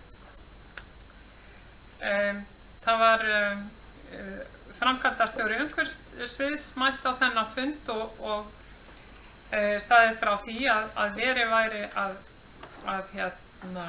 vinna að þessu verkefni. Og mér langar bara að forvitnast hjá formanni nefndarinnar af því að það fylgdi ekkert með erindinu, engin gögn eða kannski nánari útskýringar á því hvað er í vændum. Þannig að það væri gott að fá aðeins frá þér, Bjarki, útskýringar á því. En þetta mál snýst einfaldlega það að náttúruverndarverkefni eru ekki sýnileg í fjárhagsáætlun. Þau eru sett undir málaflokk sem að kallast almenningsgarðar og útivist og í undirflokk sem heitir opin svæði og þau eru ekki skilgreind í bókhaldslyklum neitt nánar, þessi verkefni. Og við teljum bara að það sé náttúruvernd í Mosfellsbæ og fleiri sveitarfélögum til framdráttar að búnir séu til sérstakir bókhaldslyklar þessi verkefni þannig að það virki þá hvetjandi fyrir þá sem eru að vinna fjárhagsáætlun að leggja eitthvað í þennan málaflokk. En Bjarki, sem sagt, getur þú útskýrt eitthvað nánar að hverju er verið að vinna í þessu sambandi? Já, ég held að sér eftir ég gefi hér sjálfum mér orðið og eins og búið að rekja hér þetta mál sem var erindi fulltrúi íbúahreyfingarinnar í umhverfisnefnd sýnileika náttúruverndarverkefna varðandi fjárhagsáætlun. Og eins og kom fram í máli bæjarfulltrúa íbúahreyfingarinnar þá upplýsti forstöðumaður umhverfissviðs, Þórunn Hansen, það að það væri nú þegar hafið einhvers konar væri skoðun að sundurgreina frekar einstaka liði. Nú er það bara á borði umhverfissviðs og alla sviða hér að fjárhagsáætlana gerð, þannig að það var ekkert svona endanlegt hvað það mikið yrði sundurgreint. En þetta var upplýst á þessum fundi. Þannig að ég get ekkert rakið það svona nánar hvernig það eru sundurgreint. En ég minni reyndar á eitt að það er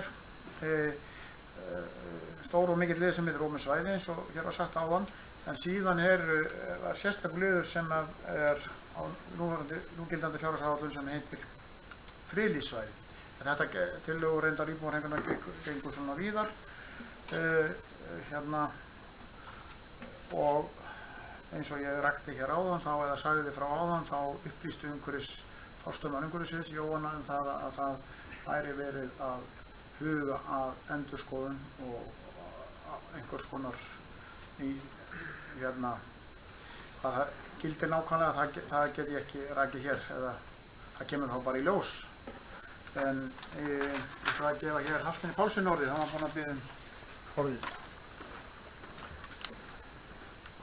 Nú, forseti, í mínum huga er það alveg ljóst að gerð fjárhagsáætlunar á forræði bæjarráðs og þar verður umræða og framsetning á fjárhagsáætluninni til umræðu og afgreiðslu og fer þaðan til bæjarstjórnar og þannig að það er það regluverk sem við búum við hérna hjá okkur og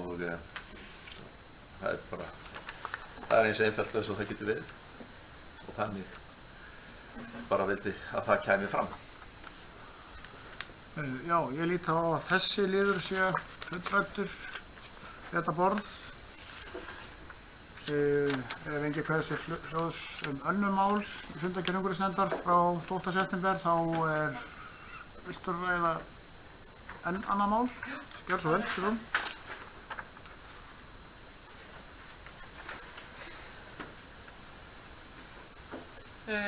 Já, ég kem hér fram undir máli nr. 7, umsögn tillögu kvöld- og næturakstur strætó.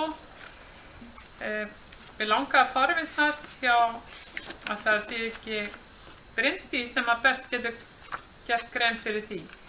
Hvernig, að því að ég fann ekki í gögnunum, ég leitaði í gögnunum að hvort það væri einhvers staðar skilgreining á því hvað er kvöldstrætó og hvað er næturakstur strætisvagna. Hvenær lýkur kvöldstrætó og hvenær hefst næturakstur?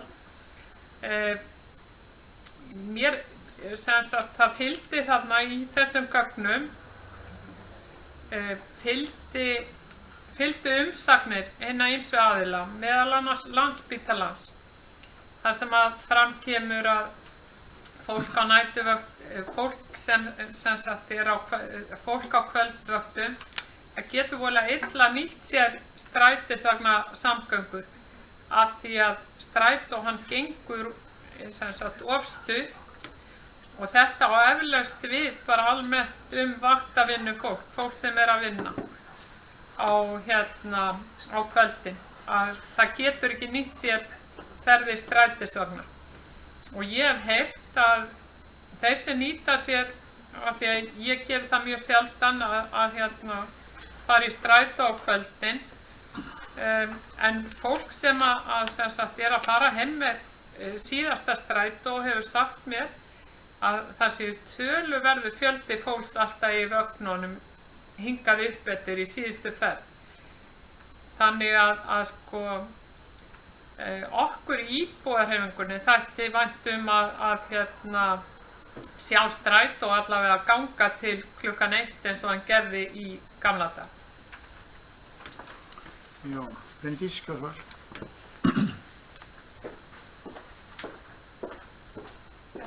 Til að svara þessu þá eru sem sagt ganga tillögur kvöldakstur út á það einmitt að akstur verði lengdur til klukkan 1 á virkum dögum, en næturaksturinn, sú hugmynd gengur út á það að á föstudags- og laugardagskvöldum eða aðfarnátt laugardags og sunnudag geti strætó gengið til, ég man ekki 3 eða 4 eða eitthvað þess aftar. Hugmyndin hefur gengið út á það. Það er þá bara sem sagt helgar á föstudags- og laugardagskvöldum og í rauninni svo tillaga ekkert mikið kannski útfærð, en hugmyndin sem sagt gengur út á það að þjónusta þá sem eru á leiðinni að næturlagi frá skemmtistöðum í höfuðborginni eða 101 og út í þá úthverfi og nágranna sveitarfélög. En fyrirgefðu bara forseti, svo ætla ég kannski aðeins að koma inn á þetta undir fundargerð strætó og þá þetta líka rætt, þannig að ég mun kannski frekar það. Já, nú, engin kveður sér frekar hljóðs önnur mál, það nú bara ræða flestmálinn í fundargerð umhverfisnefndar. Þá umræðinu lokið og ég ætla að bera þá rétt upp hönd sem staðfesta þessa fundargerð eins og einstök mál bera með sér. Það samþykkt samhljóða. Og þá komið að fundargerðum og ýmsum áttum sem eru hér lagðar fram til kynningar. Það eru 6 fundargerðir og það einmitt fundargerð strætó. Fyrst fundur sem haldinn var 18. ágúst í stjórn strætó í Mjóddinni. Og einhver sem vill ræða þarna til máls þessa fundargerð. Svo ekki þá umræðan lokið á fundargerðin lögð fram. Það var fundur nr. 270 í stjórn strætó. Síðan var haldinn fundur hér í Kjarney í Mosfellsbæ í heilbrigðisnefnd Kjósarsvæðis og einhver sem vill ræða þá fundargerð. Skýrum, gjör svo vel.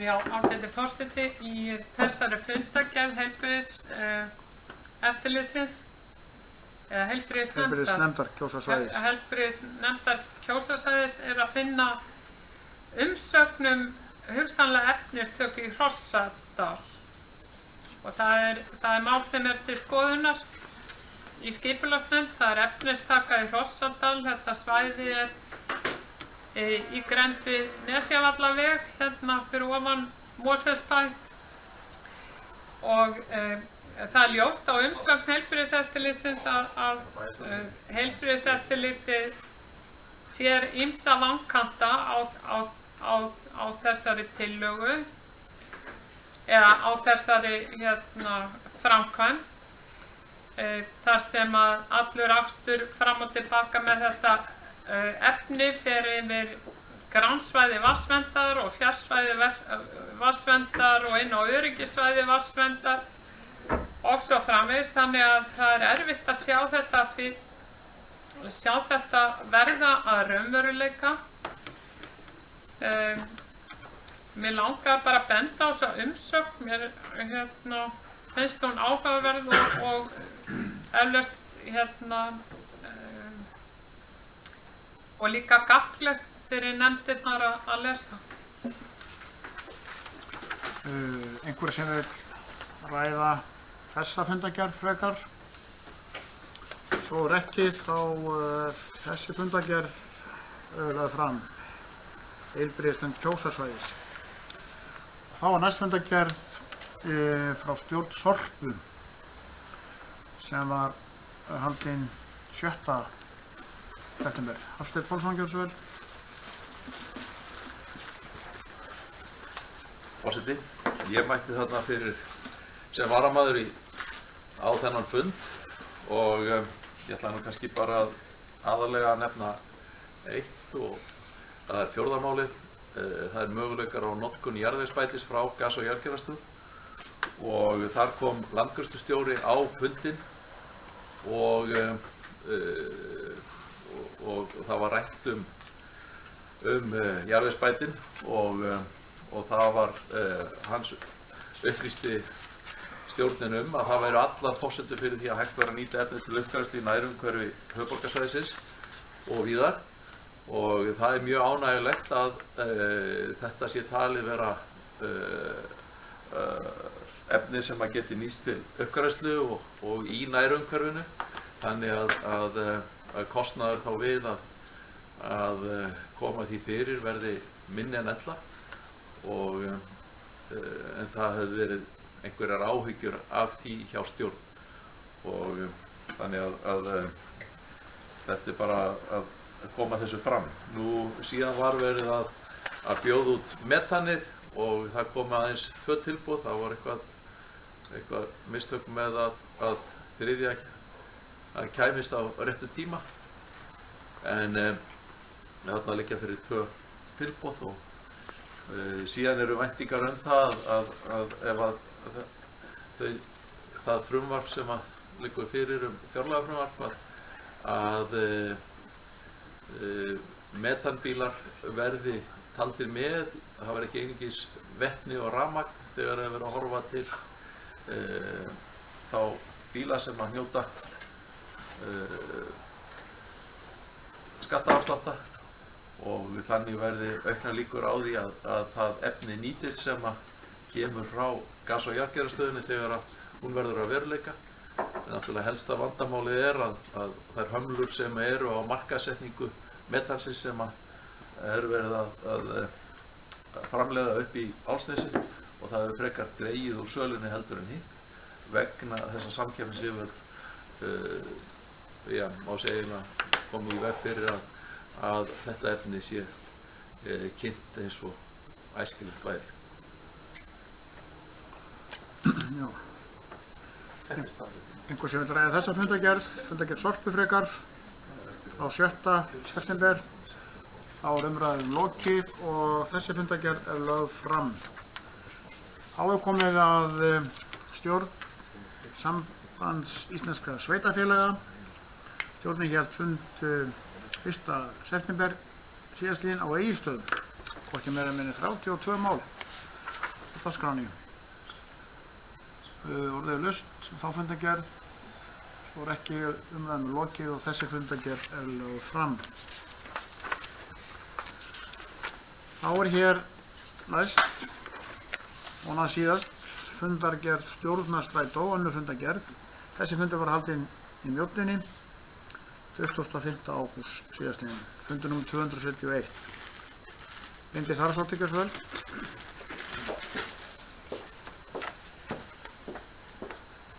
Já, forseti, ég tók ekki til máls undir síðustu fundargerð strætó sem var lögð hér fram áður því að þar var nú aðalega verið að fjalla forsendur fjárhags- og starfsáætlunar og leiðakerfið og það var afgreitt á þessu fundi. Þar var einnig líka verið að ræða eins húsnæðismál sem hafa oft verið á dagskrá og þau eru bara í ákveðnu farvegi eins og þið sáu í þeirri fundargerð.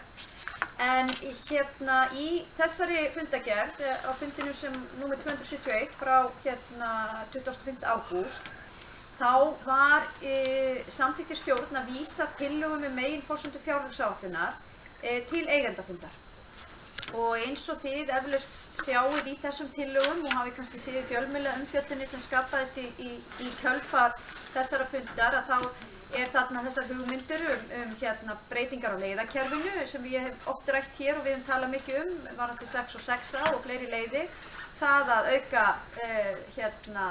að aka lengur á kvöldin, falla frá sumaráætlun og svo þessi hugmynd næturakstur. Og eins og okkur kunnugt að þá var umsögn bæjarins hér á þá leið að við teldum það forgangsatriði að reyna að ná þjónustu inn í nýju svæðin okkar og þau svæði sem ekki væru með þjónustu af strætó í dag. Við sáum mikla kosti í því að lengja aksturinn á kvöldin og það með að falla frá sumaráætluninni gæti án efa þjónusta bæjarbúa hér í Mosfellsbæ vel en lögðum svona við töldum að þetta með næturaksturinn væri ekki tímabært og ekki forgangsmál. Ég hef ekkert breytt afstöðu í þeim efnum. Eins og kemur fram í þessari fundargerð þá bókaði fulltrúi Seltjarnarnesbæjar sérstaklega þá afstöðu að bæði það lengingu aksturstíma og næturakstur væri ekki tímabært. Við, svo sem aðri fulltrúar í stjórninni, veltum því líka fyrir okkur hvort við ættum að bóka eitthvað viðleika en okkur hefur nú svona á síðustu misserum ekkert verið mikið í þessum bókunum inn í stjórn Strætó og í rauninni gekk þessi samþykkt bara út á það að þessi mál yrðu rædd á víðari vettvangi sem þá eigendavettvangurinn. Ég held að mörgu leyti að flestar þessar tillögur sem þarna eru mjög góðar og eru til þess fallnar að auka hlutdeild almenningssamgangna en þær kosta líka töluverða peninga Og þegar við komum svo inn í sveitarfélögin hér í fjárhagsáætlunargerðina og forgangsröðun fjármuna, þá þarf auðvitað að horfa til þess, þótt að þetta séu allt góðar tillögur, að þá eru á ýmsum stöðum sem við myndum gjarnan vilja nýta meiri fjármuni. Ég segi fyrir mitt leyti að mér finnst hugmyndin næturakstur ótímabær. Það ekki búið að útfæra hann með neinum hætti. En stærsti eigandi, fulltrúi Reykjavíkurborgar, leggur mjög mikla áherslu á þetta. Og þetta sé svona baráttumál þeirra inn í stjórninni að ná þessu fram. Við erum auðvitað bara lítill hluti, við erum kringum 5% eða 4,1% í strætó, þannig að við erum auðvitað ekki ráðandi afl í þessu. En staðan engu að síður sú að þessar hugmyndir sem unnið hefur verið með á vettvangi stjórnar hafa farið fyrir eigendavettvang og eru reddar þar og okkur svo í strætó falið að vinna eitthvað áfram með það, þannig að það kannski það væri ótímabært að fara að lofa þessum breytingum. Og ég hefði reyndar, svo ég segi það líka bara, þá hefði ég kosið að þetta mál hefði verið meðhöndlað með þeim hætti að þetta væri bara hugmyndir sem væri í vinnslu. En sumir kynnu að skilja sem svo að þetta væri bara ákvörðun og þar leiðandi væntingarnar út í samfélaginu komnar til þess að þessi þjónustuaukning verði að veruleika. En eins og ég segi, sumt af þessu held ég að sé mjög gott og mikilvægt, en við verðum náttúrulega að horfa til þess að almenningssamgöngur, eins mikilvægur þær eru, þá eru þær að 70% hluta greiddar af almannafé. Við erum með 30% kostnaðarþátttöku notenda og stefnan sett á 40%. Bætt þjónusta, það hægt að færa rök fyrir því að það geti ítt þessari prósentu eitthvað upp, en kannski öllu meira mikilvægt á markmið sem við höfum sett okkur að fjölga þeim sem nýta sér almenningssamgöngur. Og þá sjálfsögðu bætt þjónusta leið til þess. En svona fyrir mitt leyti þá held ég að það þurfa að horfa á þetta vera í stóra samhenginu. Hverju hægt að ná fram, og eins og við höfum margoft sagt hér að þá mikilvægt fyrir okkur að fá þjónustu upp í Helgafell. Það verið að skoða líka hvort það sé með einhverjum hætti að tengja Leirvogstungu inn í það mál. Það ekki komin inn niðurstaða í það. En að öðru leyti þá segja að þetta sé bara í vinnslu hjá stjórninni og eigendavettvangnum, og við fáum það væntanlega að fylgjast með því á næstu fundum og líka bara hvernig fer með fjárhagsáætlunargerðina okkar. Það þetta eitthvað takmark fyrir því hvað Mosfellsbær hefur mikið svigrúm til að setja í þenn mikilvæga málaflokk sem almenningssamgöngur eru. Já, nú að 3 bæjarfulltrúar að beða orðið og Hafsteinn næstur. Þessu vel.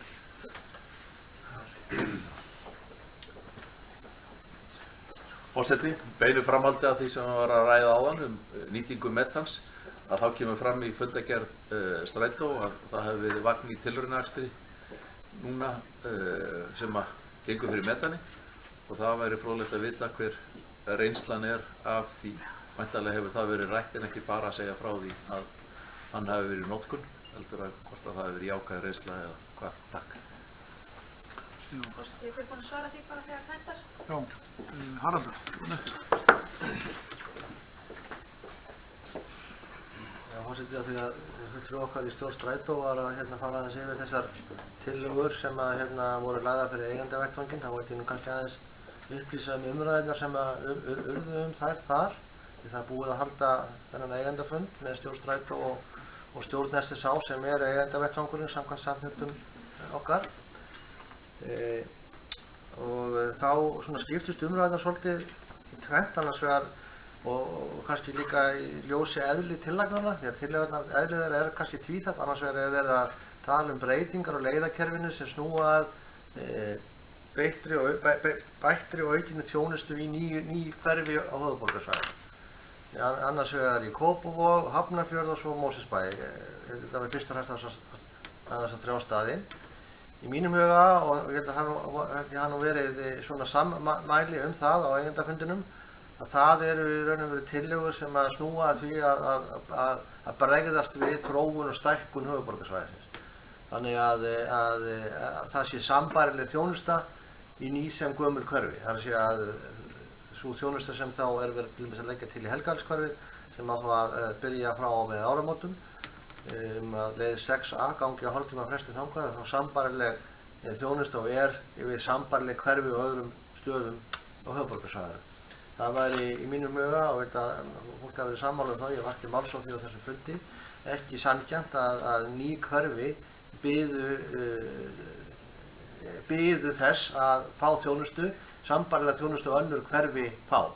Það eins og þá einhver spurning hversu mikil svo þjónustu á að vera, bara almennt, og það er þá verkefni okkar hér að ræða það, en þarna var fyrst og næst að tala sambærilega þjónustu og annars staðar er. Og það á líka við þessar viðbætur sem í skilmáli rétt sem hefur verið að ræða í Kópavogi og í Hafnarfirði. Þetta voru svona breytingar, þetta var að síðan voru þarna ræddar tillögur sem eins og Bryndís kom inn á sem snúa að lengingu kvöldaksturs eða akar lengur fram á kvöldið og að leggja á sumaráætlun og svo næturakstur. Þar var hins vegar mun skiptari skoðanir það mál. Allir sem tjáðu sig til dæmis næturakstur á þessu fundi fyrir utan fulltrúar Reykjavíkur var alfarið á móti næturakstri.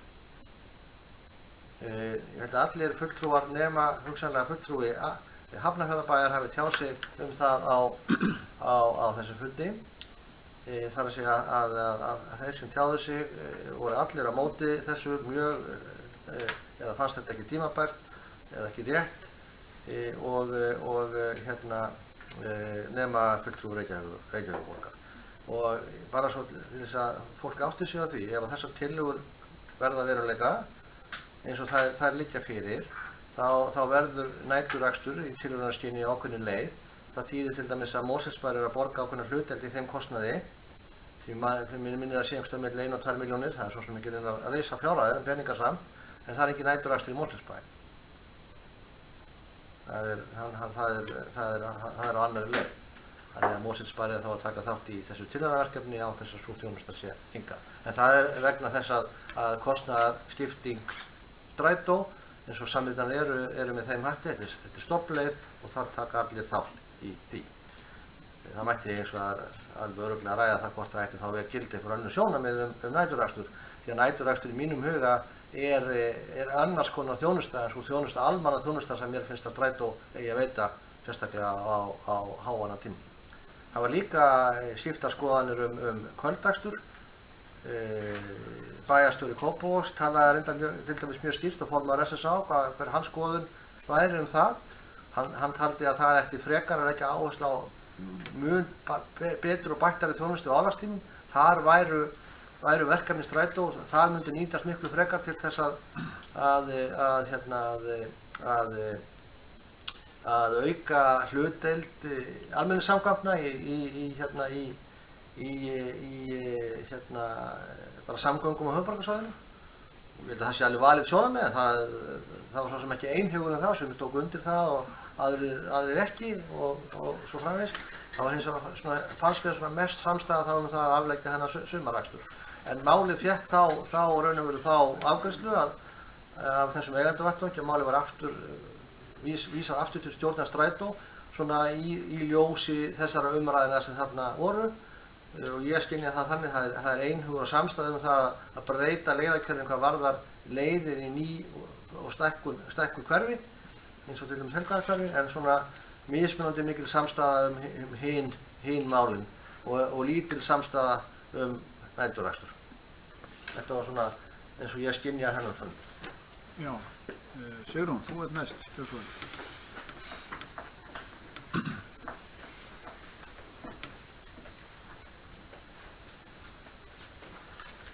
Já, ég kem hér fram undir þessari fundargerð strætó þar sem við höfum verið að ræða þessi mál hérna í Mosfellsbæ. Það vakti reyndar athygli mína í umsögnum hinna ýmsu aðila kvöld- og næturstrætó hversu lítið hlutfall af rekstrarkostnaði þetta yrði að koma á þessum kvöldstrætó sem að kæmi koma á þessum kvöldstrætó 6 daga vikunar sem að myndi ganga til klukkan 1. Og sem sagt það stendur hér í umsögn samgöngustjóra Þorsteins Hermannssonar rekstrarkostnaður með leyfi forseta, rekstrarkostnaður leiðakerfi strætisvagna á höfuðborgarsvæðinu frá 2015 var 5,4 milljarðar og farþegatekjur 1,7 milljarðar. Að öðru óbreyttu má ætla að rekstrakostnaður hækki ríflega 2% við það að lengja akstur til klukkan 1. Og þá er upphæðin sem ræðir 120 til 130 milljónir og þannig að þetta ekki neitt rosalega stór partur af stóru kökunni þessi kostnaður. Ég veit ekki hvort að það hefur verið gert en mér finnst fyrsta ástæða varðandi þessi strætisvagnamál að senda þetta erindi til ungmennaráðs og láta þau fjalla þetta vegna þess að það er náttúrulega væntanlega stór hluti viðskiptavinna Strætó fyrir utan fólki í vaktavinnu eru ungmenni. Sérstaklega sem sagt næturstrætóin væntanlega. Ég það ekki verið að koma heimsakvað út í þetta? Er ekki til 25 ára? Bryndís Björnsvöld. Ekki ungmennar á hjá okkur? 20. Það er ekki skrítið en þannig. Jú, það er 20 ára. Nei.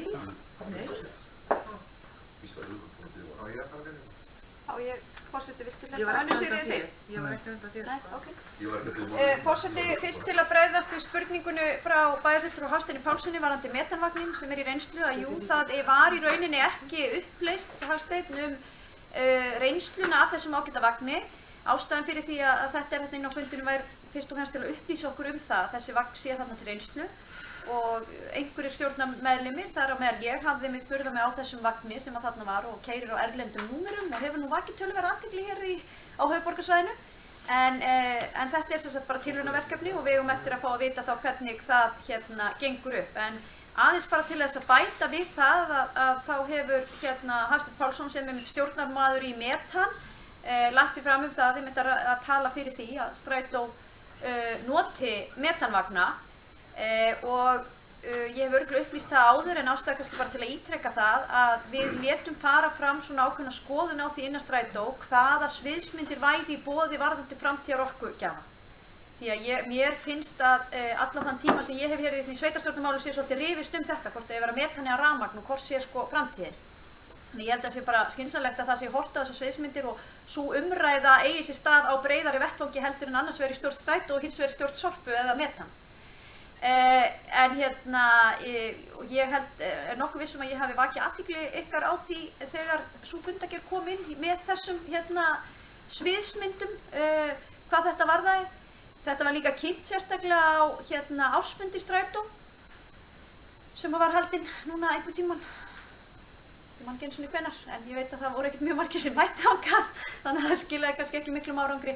En ég hvet til áframhaldandi umræðu það og ég hef líka sagt að við eigum að vera mjög varkár í því að hoppa í það að skipta orkugjafa. Það þurfi að fara vandlega yfir það og eins og ykkur er kunnugt að þá er búið að festa kaup á töluverðu magni af rafmagnsvögnum. Töluverðu magni, þá er þessi 10 vagnar eitthvað slíkt, þannig að við erum augljóslega að fara þá leið, en það er ekkert sem mælir gegn því að það geti líka verið metan á einhverjum vögnum. En aftur á móti mikið sem mælir gegn því að við ætlum bara að vera á metan, vegna þess að það er bara einn framleiðandi á þeim orkugjafa hér á landi og það gæti kallað á vandamál ef að eitthvað afhendingaröryggi væri ekki nægilegt. En það er full ástæða til að skoða það hvort einhver hluti flotans ætti að vera á því. Varðandi ábendingu sem kom hér fram að ungmennaráð ætti að fá þessar tillögur til sín að þá bara fagna í því, það er rétt, við höfum ofta rætt við þyrftum einmitt að virkja ungmennaráði frekar og ég held að ég nú bara hugsaði núna að það væri auðvitað skynsamlegt að virkja ungmennaráðið inn í samgöngustefnun okkar og ef við ætlum að horfa sérstaklega til almenningssamgönguna fyrst þá væri það örugglega góð leið til að finna þann samstarfsflöt. Ég er að reyna að muna hvort það hafi verið beint til mín fleiri spurningum varðandi þetta mál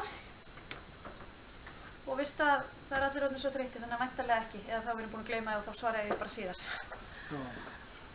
Nú er forseti ekki alveg viss hvor var undan, Anna Sigríður eða Hafsteinn?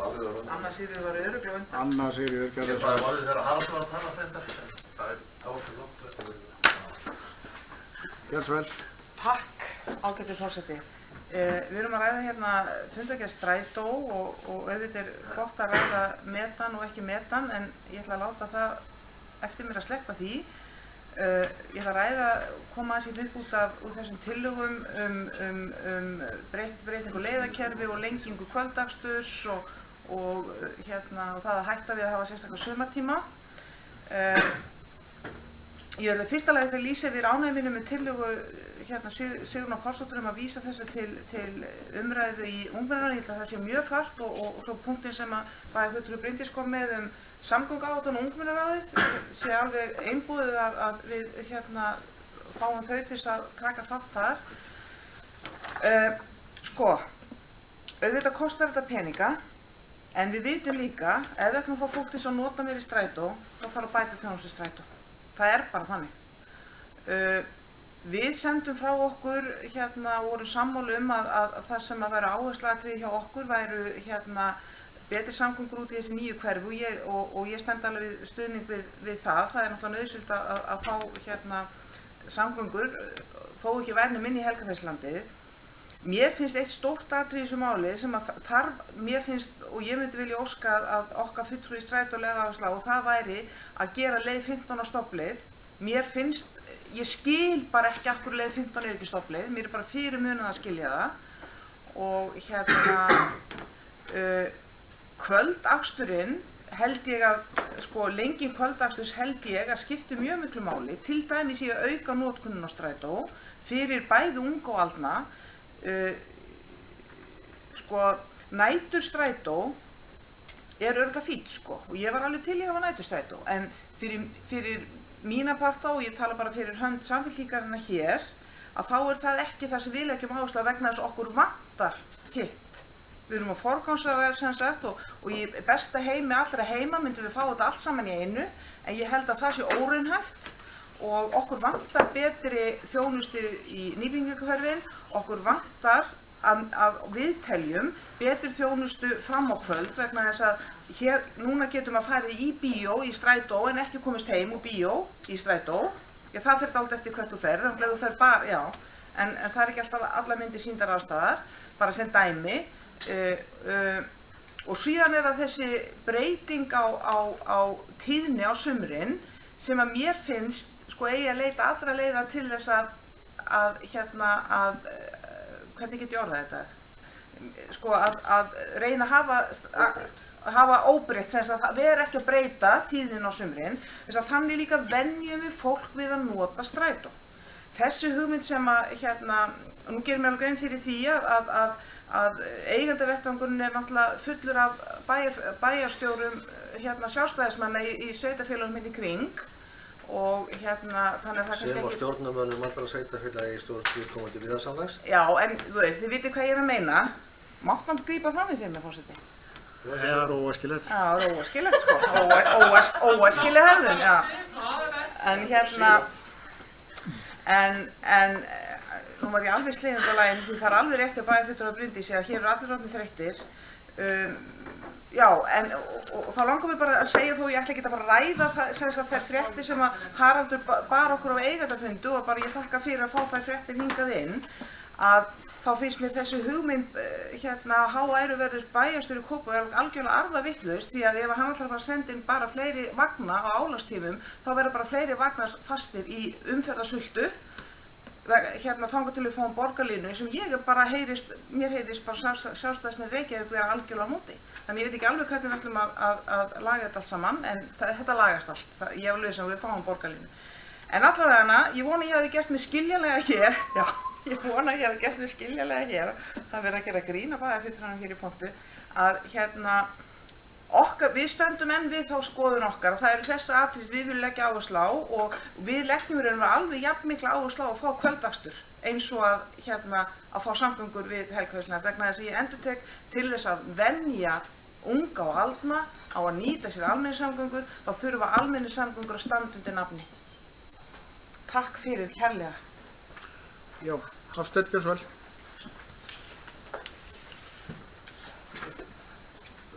Forseti, aðeins að fjalla þessar leiðakerfismál og metanvagnin og rafmagn annars vegar. Nýting orkugjafana, ef við fjöllum það, þá vill svo til að þessi sömu eigendur og eiga Strætó, þeir eiga líka Sorpu og sem framleiðandi að þessu ágæta efni metani, og ef að eigendurnir treysta sér ekki eins til þess að nýta þetta efni, að þá leiðir það náttúrulega bara einfallega til þess að það að kaupa góða brennslustöð til þess að brenna metaninu án þess að nýta það sem orkugjafa, heldur til þess að feikja því bara ónotuð út í andrúmsloftið. Og það óæskilegasta staðan sem getur komið upp, og mér finnst það að vera svolítið á ábyrgð eigandana að þeir séu reiðubúnir til þess að nýta þetta allavega hluta, og það mikil reynsla af notkun meta, eins og til þess allir sorphirðubílar sem eru hjá Reykjavíkurborg, þeir nýta metan, og mér finnst það ætti að koma til álita þegar við bjóðum út sorphirðuna hérna næst, að þá það gert að skilyrði að þetta ágæta efni væri nýtt. En talandi áætlunina, á sínum tíma þegar ég var í stjórn Strætó, þá var rætt það þegar að ef að einstök sveitarfélög hefðu algjörar séróskir varðandi akstur sem væri utan við hefðbundna aksturstíma og aksturskerfi, að þá væri það frjálst að setja slíkan akstur í gang, enda yrði það greitt af viðkomandi sveitarfélagi. Og þetta var vinnuregla sem að þáverandi stjórn kom sér saman og mér finnst það ríma ágætlega við það sem að Haraldur kom inn á hér áðan varðandi næturaksturinn. Ef að eitthvað sveitarfélag vill fara í næturakstur, að þá getið þið gert það. Annað sem að við stóðum frammi fyrir á þessu tíma var að við þurftum að skera niður í rekstri Strætó vegna þess að staðan var erfið eftir hrunið, og þá var farið í að rýna farþegatölur, og þar kom í ljós að notkun á Strætó á kvöldin var nánast engin, og á þeirri forsendu það var ekkert ljúft skref, en á þeirri forsendu var það ákveðið að fella niður þennan kvöldakstur og beina fjármagninu sem við spöruðum yfir á álagstímana, og það að setja aukið púður í þjónustuframboðið á álagstímanum var forsenda fyrir þeirri farþegaaukningu sem við fengum. Kerfið var sprungið fyrir á álagstímanum, og þegar við fjölguðum vagnunum og það var bætt inn aukavögnum á álagstímanum, þá fengum við verulega farþegafjölgun á mótnana á álagstímanum, og það leiddi til þessara auknu notkunar á Strætó sem varð að veruleika, og var ánægjulegt að sjá árangur af þessum breyttu áherslum, að hætta að keyra vagna þegar enginn var að nýta þá og færa aukið þjónustuframboð þegar að eftirspurnin var svona mikil. Það vill þannig til að þegar fólk fer eins og var þá, að fólk var að fara út á stoppistöð til þess að fara með Strætó, og vagnandi keyrðu ítrekka framhjá vegna þess að það var ekki pláss í vagnunum, þau voru einfaldlega fullir af farþegum, og þetta eitthvað sem að breytti þessu. Þannig að ég ekki sammála því að það sé ekki heppilegt að bæta þjónustuna og reyna að auka hana á álagstímanum með einum eða öðrum hætti til þess að fá það sé svona leiðin að því að fá fleiri til þess að nýta þessa þjónustu. Nú, ef að það sýnir sig að kvöldvagnarnir koma, ef að þeir vera teknir inn og það fást farþegar í vagnana, þá hef ég ekkert á móti því, en ef að það, og þess vegna held ég að ef að það verður sett í gang, að þá eigi það verður til reynslu, og ef að það engin nýting á þeim vagnum, að þá eigum við að hætta þeim akstri aftur.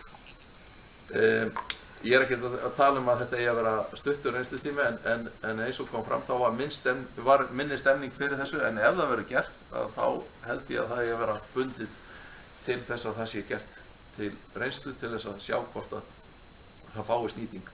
Á þessu stofnunum sem var talað að legðu mikla áherslu á að fá þennan kvöldakstur, þá sýndu farþegatalningar innstig að þau voru nánast allt of fátíð til þess að réttlæta það að það verður verið að senda stóra gula bíla til þess að sækja þá fáu einstaklinga sem að fóru örsjaldan borð. En nú að sinni. Já, Kolbrún, þú ert mest á mældarsögu, svo vel.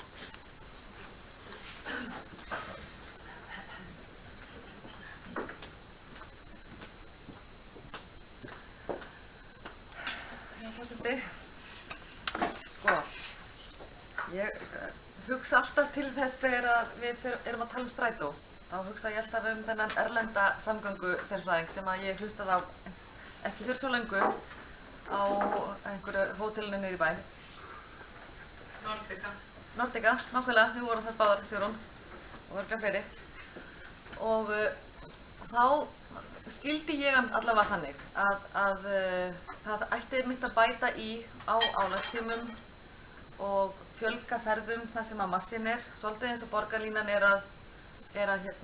umræðinu borgarlínan hefur verið. Þannig að mér fannst það skynsamlegt það sem hann sagði, en ég skil alveg þessar kröfur og það voru miklar þess að við fengið þjónustan við okkur hér í Mosó varðandi strætó hefur lagast heilmikið. Við höfum barist fyrir því að fá vagnana hingað til okkar. Við eigum náttúrulega við svona nágranna etja sem að kannski hafa ekki alltaf sýnt okkur fullan skilning, en það hefur samt svona með okkar seglu gengið ágætlega hingað til. Og þannig að mér finnst sko núna að vera þessi umræða Helgafellið, við þurfum að fá strætó í Helgafellið. Mér finnst líka sko eins og maður horfir kringu sig á Norðurlöndunum, ég er búin að vera með annan fótinn síðan ég var unglingur inn í Kaupmannahöfn. Þar er kvöldakstur nánast í úthverfum Kaupmannahafnar er enginn. Þar er bara síðasta ferð klukkan 8. En þeir eru að auka í þjónustuna á miðsvæðinu og það sem að fjöldin er og á þeim tímum sem að fjöldin er á ferðinni. Þannig að við verðum einhvern veginn að skilja það líka að við þurfum að sko hvar nýtist fjármagni best, hvernig getum við samt sem að reynt að komast til móts við okkar fólk hér í Mosó, það eru morgunvagnarnir og kvöldvagnarnir, en ég skil vel að síðasta vagn leið 15 klukkan 11 er kannski, það mætti alveg vera klukkan 12, ég væri alveg til í það. Ég er líka sammála því að annars er þér, þú truflaði mig. Æ, fyrirgeðu, ég er að fara í konflikt. Ég veit það, þú ert, já. Ég er líka sammála því að við erum ekki að vera að breyta yfir á sumartíma. Af því við erum einmitt, almenni samgöngur eru svolítið ungt fyrirbæri hérna á Íslandi. Og sérstaklega á höfuðborgarsvæðinu. Við erum samt bara eftir kreppu, höfum við svolítið svona krafist þess að bæta almenni samgöngur. Fjölskyldan á ekki lengur 2 bíla, hún er bara með 1 bíl og það er bara mjög skynsamlegt. Það var 5 bílar í mér þetta reyndar, en líka með mér. En langt flestir eru sem búa á þannig stað að þeir geta hoppað upp í vagn, hafa ákveðið að selja annan bílinn og annar aðilinn tekur strætó. Það er mjög skynsamlegt. En þetta er svolítið nýtt fyrirbæri og við viljum fá strætó, en svo kemur á móti að vagnarnir eru hálftómir og það er enginn í þeim. Og ég fatt ekki alveg þessa umræðu sko. En ég held að þeir eru allir fullir, ég veit það, vagnarnir eru allir fullir. Og við viljum auðvitað gera betur og ég styð það algjörlega að þetta fari til þessi vísi til ungmennaráðs og við vitum alveg hvað kemur þar. Auðvitað vilja krakkarnir fá betri strætósamgöngur, þau eru búin að tala um það alveg síðan ég fór á fyrsta fund ungmennaráðs og þetta var rætt. En við þurfum að ná einhverjum samkomulagi um það hvernig við getum gert þetta sem best hér í Mosó. Og Leirvogstungan er ekki fjölmennt hverfi, en við erum komið með mjög góðan stíg hérna á milli sem kannski svona meðalstígur í úthverfi einhverjar borgar á Norðurlöndunum þar sem að fólk hjólar niður á lestarstöð en við náttúrulega, við viljum veita góða þjónustu og fólk gerir kröfu góða þjónustu en ég væri til í einhver hænuskref í þessa áttina til dæmis að við værum að síðasta vagn kæmi upp til kl. 12. Það væri frábært, en næturvagn ég ekkert alveg að fara að kaupa. Ég vil frekar það bæta í á þeim tíma sem að fjöldin að fara í vinnu eða koma heim úr vinnu. Þannig við skulum reyna að vera svolítið skynsemi með þessu líka. Ekki missa okkur í því að fara í einhverja svona pólitíska skotgrafur strætó. Við hérna megin ætlum að krefjast þessa betri samgangna, sko. Við erum öll þar. En við erum líka í byggðasamlagi og við erum öll að berjast við það að fá bætta þjónustu. En hérna, svona pólitíska skotgrafir strætó finnst mér bara ótrúlega eitthvað dapurt. Það er ekki svo við hérna meiritin viljum ekki bætta samgöngur, almenningssamgöngur. Þannig að hérna, já, ég held að við séum öll sammála það við við borðið að við viljum það. En hérna, ég samt bara vil rifja hann fundi upp sem ég hlustaði á við hann mann. Hlustaði á mann á Nordica almenningssamgöngur og hvernig þær eru að þróast í Evrópu. Þannig að sko, hugsa maður það. Já, hérna, Bryndís, þú varst búin að biðja málið í þriðja skipti reyndar. Þá bregðast við einhverjum spurningum sem var það er. Það voru brennandi spurningar. Brennandi spurningar? Já, ég held það. Haldið það ekki líka? Jú, það var ákveður. Má ég... Kannski að fá annars Við erum að beða Bryndís rifja upp spurningar þar. Já. Ég er með það. Þú með tilbúnar? Þú kom með eina athugasemd. Já. Forseti, við ræðum hér almenningssamgöngur.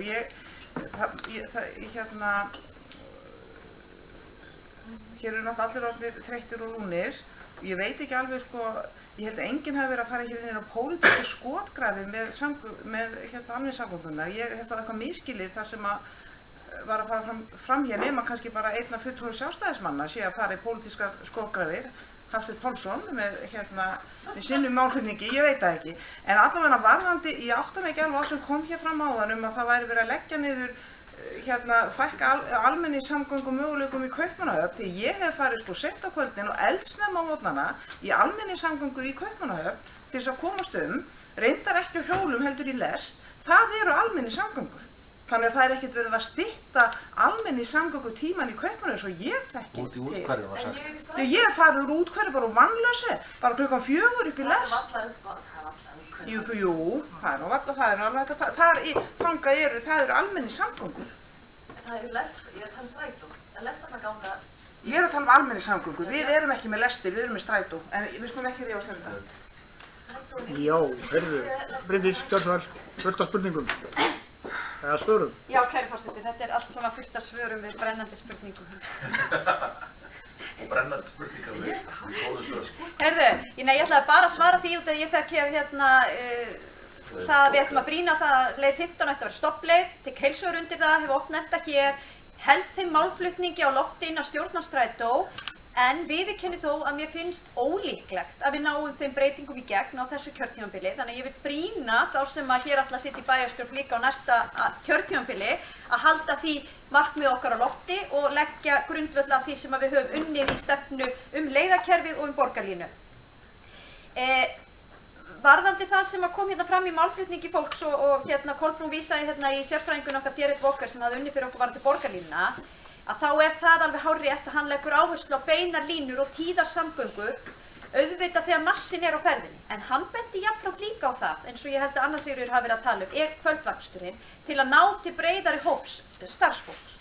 Og það líka alveg rétt að, sko, eins og Hafsteinn kom hérna inn á einhver vandamál sem höfðu verið hérna fyrir einhverjum árum síðan að fólk bara skilja eftir á stoppistöðunum. Við erum komin út úr því, sko. Við erum búin að leysa þau verkefni með því að fjölga vagnum. En það verður ekki haldið endalaust áfram í því. Því þá lendum við bara í því að það er rosalega hár kostnað við þetta að bæta við vagni og svo sitja þær í rauninni allir á sama dæminu sultinu. Þannig að hérna lausnin á því auðvitað borgarlína eins og við höfum margoft talað hér og held ég allir séu sammála. Ég ætla bara varðandi sumaráætlunina, ástæðan fyrir því að það kom inn í leiðakerfisstrætó á sínum tíma snerist auðvitað fyrst og fremst það að starfsmenn þurftu að fara í sumarfrí. En okkur hefur sem betur fyrir tekist ágætlega að manna þessar stöður yfir í sumarið, en það verður líka viðurkennast að það er með erlendur starfsmunum sem tala ekki íslensku. Og það eru ekki allir sátti við það, en það er bara veruleikinn sem við búum við. Og bara út af því að hér var umræða kvöldaksturinn og bíóferðirnar, þá til upplýsinga er hægt að fara í bíó í Egilshöll og þá síðasti vagninn lendir hér akkurat á miðnætti í Háholtinu. Ef þú ferð í Mjóddina þá getur tekið leið 57 og komið hérna kortir yfir 11 og náð þá aftur bíói og það sama á við Kringluna. En ég er algjörlega sammála því að við megum alveg fara aðeins inn í kvöldið, en það er spurning hversu langt á að fara. Já.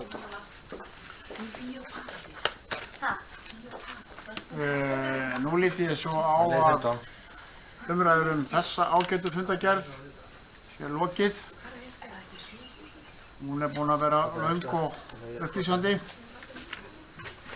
Ef við höldum mikið áfram þá enda með því að við þurfum að taka nætustrætó heim.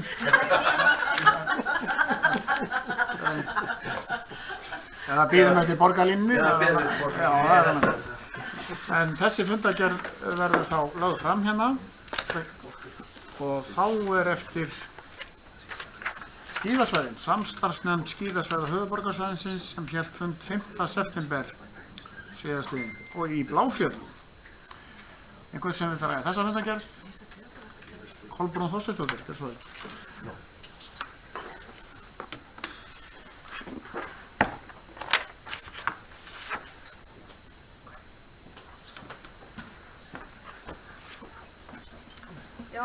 Forseti, mér langar bara að forvitnast það sem kemur fram í þessari fundargerð varðandi framtíðarsýnina í Bláfjöllum og Skálafelli. Ég sé þarna mjög myndarleg fjárhagsáætlun lögð fram og framkvæmdir, drög af svona framkvæmdaráætlun og sem er bara mjög flott og greinilega, ég veit það af ein raun, það er mjög mikill metnaður í þessari nefnd og vel haldið utan málin þarna.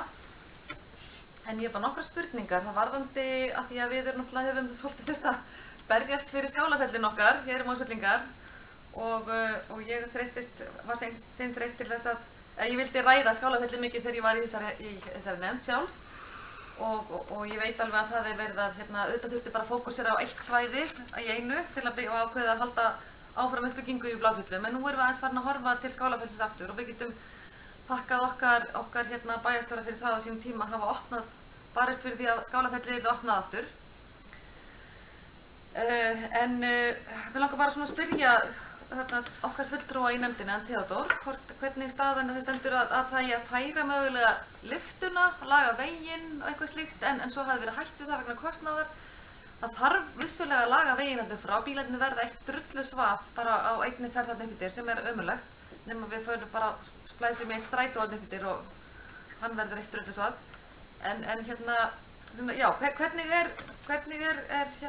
lítur þetta út? Verður vegurinn eitthvað, er það ekki vegagerðin sem hafa allt utan á veginn? Hefur eitthvað samtal átt sér stað við hana, vegagerðina? Og hvernig er staðan á lyftunni? Sem væri nú gaman að heyra ef við ætlum eitthvað að bæta í Skálafelli, hvort við ætlum að fara að huga því að lengja lyftuna og bæta hann eitthvað betur. Já, Theodór, gjörðu svo vel. Takk fyrir. Varðandi vegina þá er vegurinn eign vegagerðarinnar og eins og kannski kom fram í máli Kolbrúnar þá er það svo sem hefur það verið fyrir okkar þrýsting og áhuga á því að hafa svæðið opið skíðasvæðið í Skálafelli. Hitt er að fjármunir sem eru settið til skíðasvæðina eru eins og við þekkjum vel takmarkaðir. Þetta eru fáar krónur en það er núna, og þú nefndir stefnumótunina og hún snýst verulega mikið um hana. Hvað munu sveitarfélögin setja til skíðasvæðina?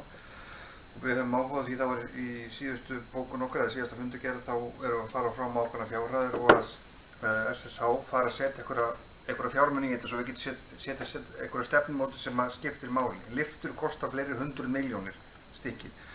Og ef ég var ekki að fara ég vonist ekki að fara með fleipur en til dæmis Akureyrarbær er að setja 200 milljónir á móti félagi, þarna 100 milljónir í 300 milljónir frá lyftu þar. En ég gerir ráð fyrir því að við í sveitarfélaginu með höfuðborgarsvæðinu setjum núna duglega peningi í þetta og þannig að það kemur að stefnumótuninni. Vegurinn, jú, er eign Vegagerðarinnar og við getum rætt að hann er áætlun 2022 eða 3 sá vegur, Stubbur, mögulega hægt að semja eitthvað við það það, en hitt er að bílastæðið er okkar. Það skiptir líka máli í samhengi öll þessi sín sem við erum að horfa til, þar að segja við þurfum auðvitað að bæta lyfturnar í Bláfjöllum, í Skálafelli og þetta telur í hundruðum milljóna en er ekkert óyfirstíganlegt, en við þurfum líka að bæta aðstöðu í Bláfjöllum til að mynda leiguna, Skálan, Skálafelli, það þarf að setja markmið eitthvað sín. Það er ekki hægt að gera það fyrir við veitum svona eitthvað í hvaða fjármunir eða hvaða fjármunir er í boði og kannski helsta áherslun er auðvitað að hafa skíðasvæði í Bláfjöllum eins gott og hægt er og það er búið að vinna heilmikið vinnu en það er búið að setja ekki skíða hvað ég segi þessar gildrur eða hvað heita nú hérna já, girðingarnar, þá voru nokkur 100 metrar því þetta er allt dýrt en það er sett í Skálafelli og Bláfjöllum en til að svara spurningum þá liggur það skiptir okkur verulega máli í þessari stefnumótun að hún sé á unnin og það er fengið sérfræðingar í það en þá auðvitað breytir öllu og það hefur veigamikill þáttur í því er auðvitað afstafa SSA og við höfum óskað þetta fundi með stjórninu þegar það verður hægt svona aðeins til að færa einhver rök fyrir mál okkar og fá svona áheyrn þeirra sem þar fara með völdin. Það er kannski stærsta máli en vegurinn er eign Vegagerðarinnar, hann er áætlun eftir 3-4 ár mögulega hægt að semja einhvern veginn það en líklega þá verður við eitthvað komið í sveitarfélögin en aftur á móti bílastæðið og öll uppbygginga þar er í lagi en vegurinn er næstu því ófær sko. Þetta er bara drullu svar. Þetta er allt þessi ákvörðun sem þú taka, það kostar þessa miljónu, þá vegurinn skiptir líka máli sko, þannig að ég get ekki svarað þessu betur að sinni. Takk fyrir. Nú. Samstarfsnefnd skíðasvæði höfuðborgarsvæðisins. Þessi fundagerð og hún er þá lögð fram og það var síðasta fundagerðin. Þessum fundi og ég þakka fyrir fundarsveituna og segi fundi slitið. Hvað sagði ég sem var svona